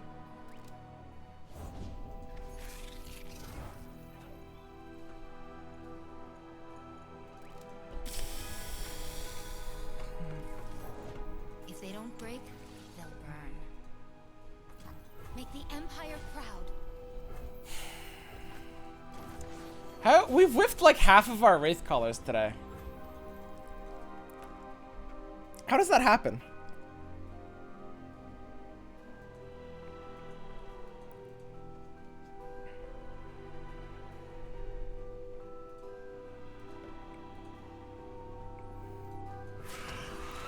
Yeah, I mean, the open attack is a bit better here. I think I do open attack. You could like go get it before the attack and try to put on more pressure, but he actually has good blockers anyway. This looks good. If he like tries to trade with my Wraithcaller, that's when we fuck him. Closed.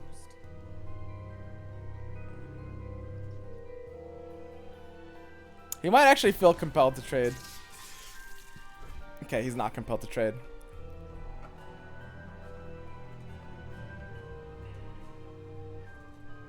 Oh, yes. Oh, no. Come on, back over. Oh.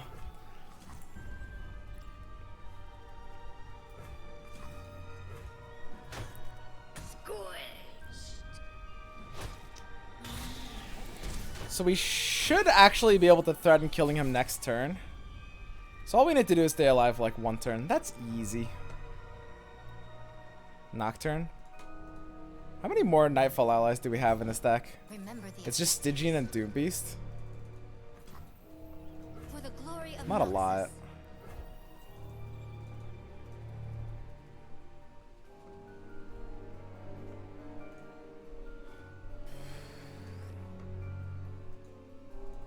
What a rude guy.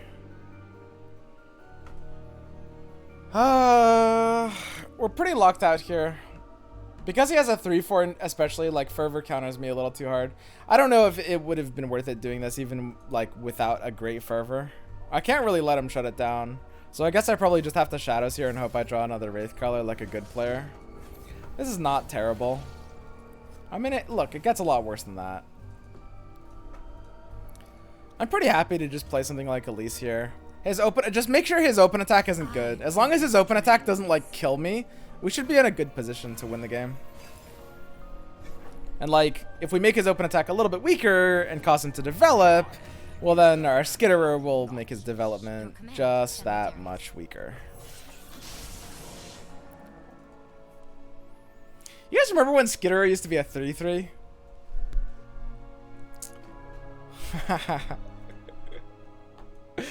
That was pretty funny too, huh? Good times. Yeah, good times.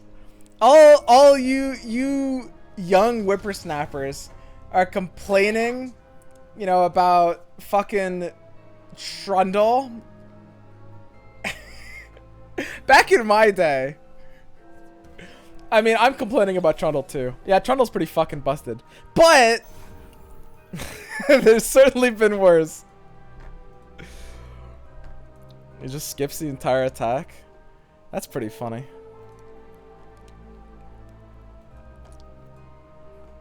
Didn't you need that attack? I don't really want to get fervored. Delete 2 fearsome blockers. I don't know if we have enough fearsomes. I really want to go get at my Wraithcaller and just kind of hope he doesn't have fervor. Because if he has fervor, would that even give him an attack here? Not really. And if he doesn't have fervor, it wins the game, right? Doesn't nothing else matter? Isn't there like no downside to using this? Because we have to have him on a clock of 1 either way, right? I don't know. I really just want to fucking YOLO this shit. This has to be a terrible play. I just want to blow my load. Because the thing is, even if he fervors me, it doesn't accelerate his clock. And I think we had to kill him next turn anyway. And my spell mana is doing literally nothing here as well.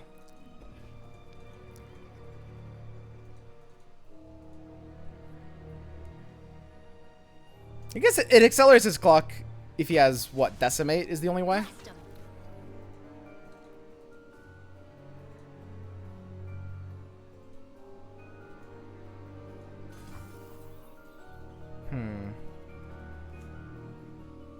Showed fervor? Oh, was there something I missed? Or is it just like... I mean, obviously it was very likely at fervor.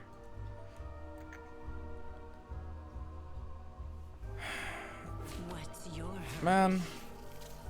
I'm so fucking sad. I never get to use this card. Like, it sits in hand so much. PP hands. I mean, what's the point of it all if we don't get to use it? come? Stay a while. Is this a better win condition? What's your hurry?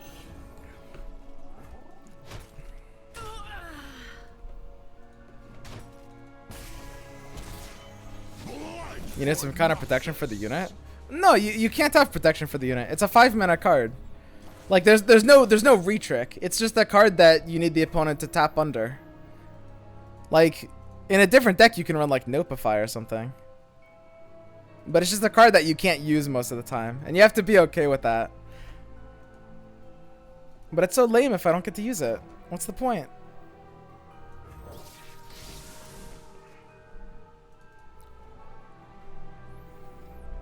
SI Infinite Mill is also suitable for Halloween.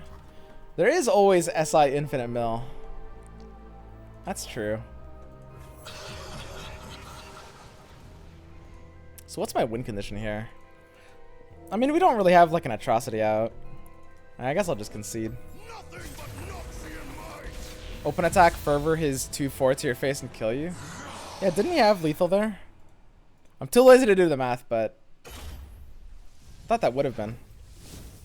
See, you found my list. Yeah, I'm not sure what I would change about it. The fading memories don't feel very great. That feels like a bit of a weak point.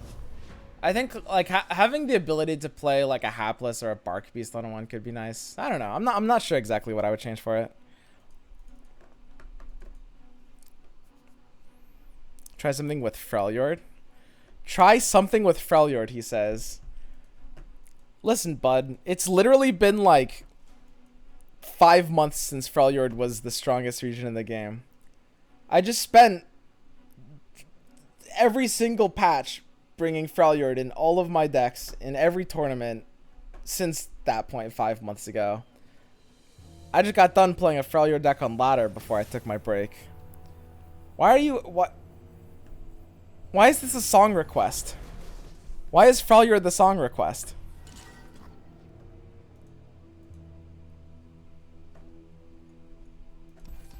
I don't get it. Tahm Soraka.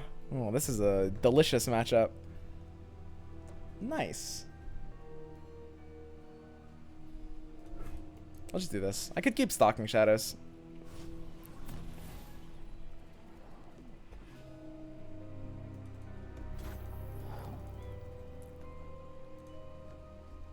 The deck doesn't really have good ways of dealing with Fearsome, but it also doesn't have good ways of dealing with this on turn 1. So I think just having played Tahm Soraka a ton, I think playing Onlooker on turn 1 is actually worth it here.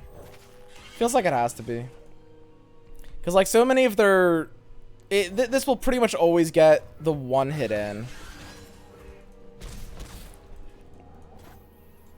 And it usually won't get more than that, but the fact that it's like, you know, not actually costing me valuable mana later, like I don't know if I'll be able to afford the mana in my going off turn later.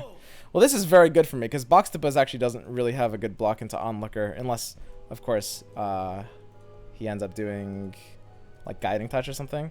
And he can't do like a Guiding Touch kill on my Horror, so my Horror is perfectly safe here. I guess I just Skitterer next turn with my Horror. That feels a little nutty. This matchup is Omega free.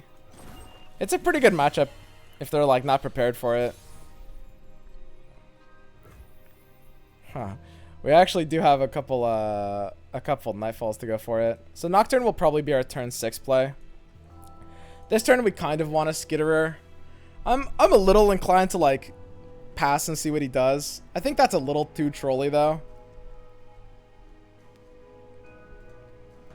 Yeah, I think given the fact that we're playing Nocturne on 6, we're not attacking on odds, which means we don't have Skitterer Nocturne on 7. So I think this is kind of the best Skitterer we're getting now. Passing is a little too vulnerable. Open attacking is a little too purposeless. So just like Skitterer into the attack. Deal the guaranteed damage and make him feel bad. Table for one, if you oblige. Hey, is dinner on you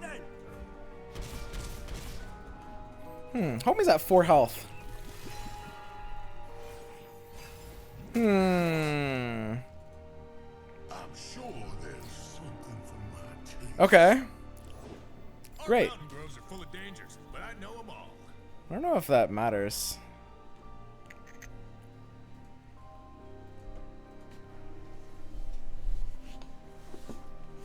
So we are nocturning next turn.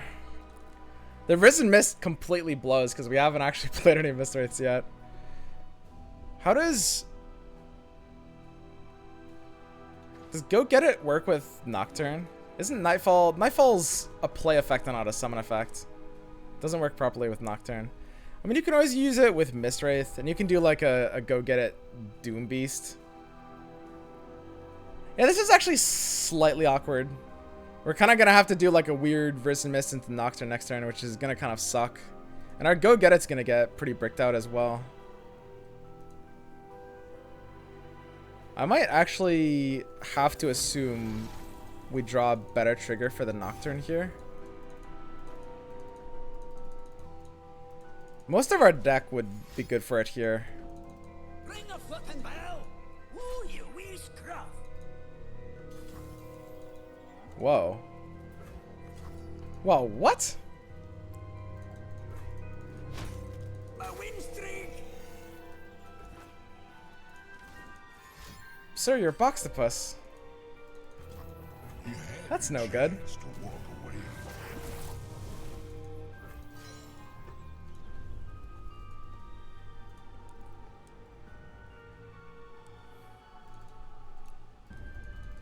I mean, Doom Beasting here can't be correct.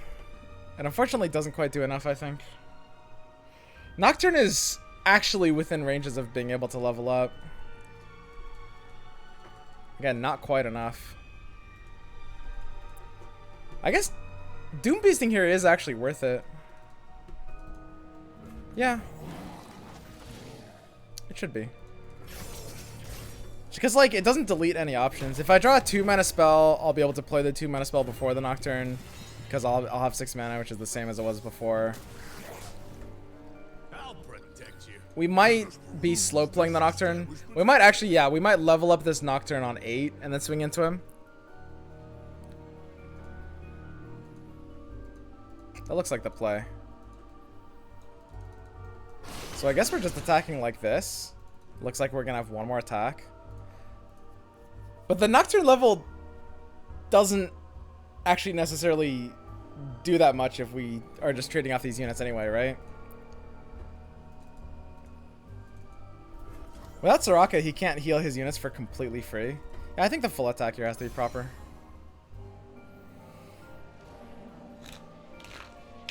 Yeah, I think that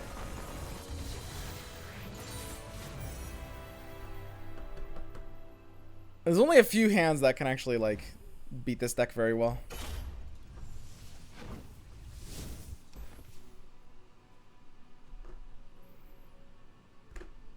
Yeah, I think for the most part, the ratioing of the mana...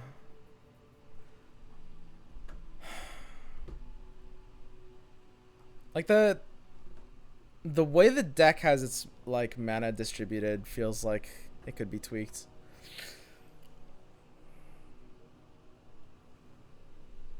I don't know exactly what I would do, though. I don't know. It's a cute thing to play. It's like when you can go get it a Wraithcaller, it feels pretty funny. I mean, it's pretty much a deck we've seen before. It might be.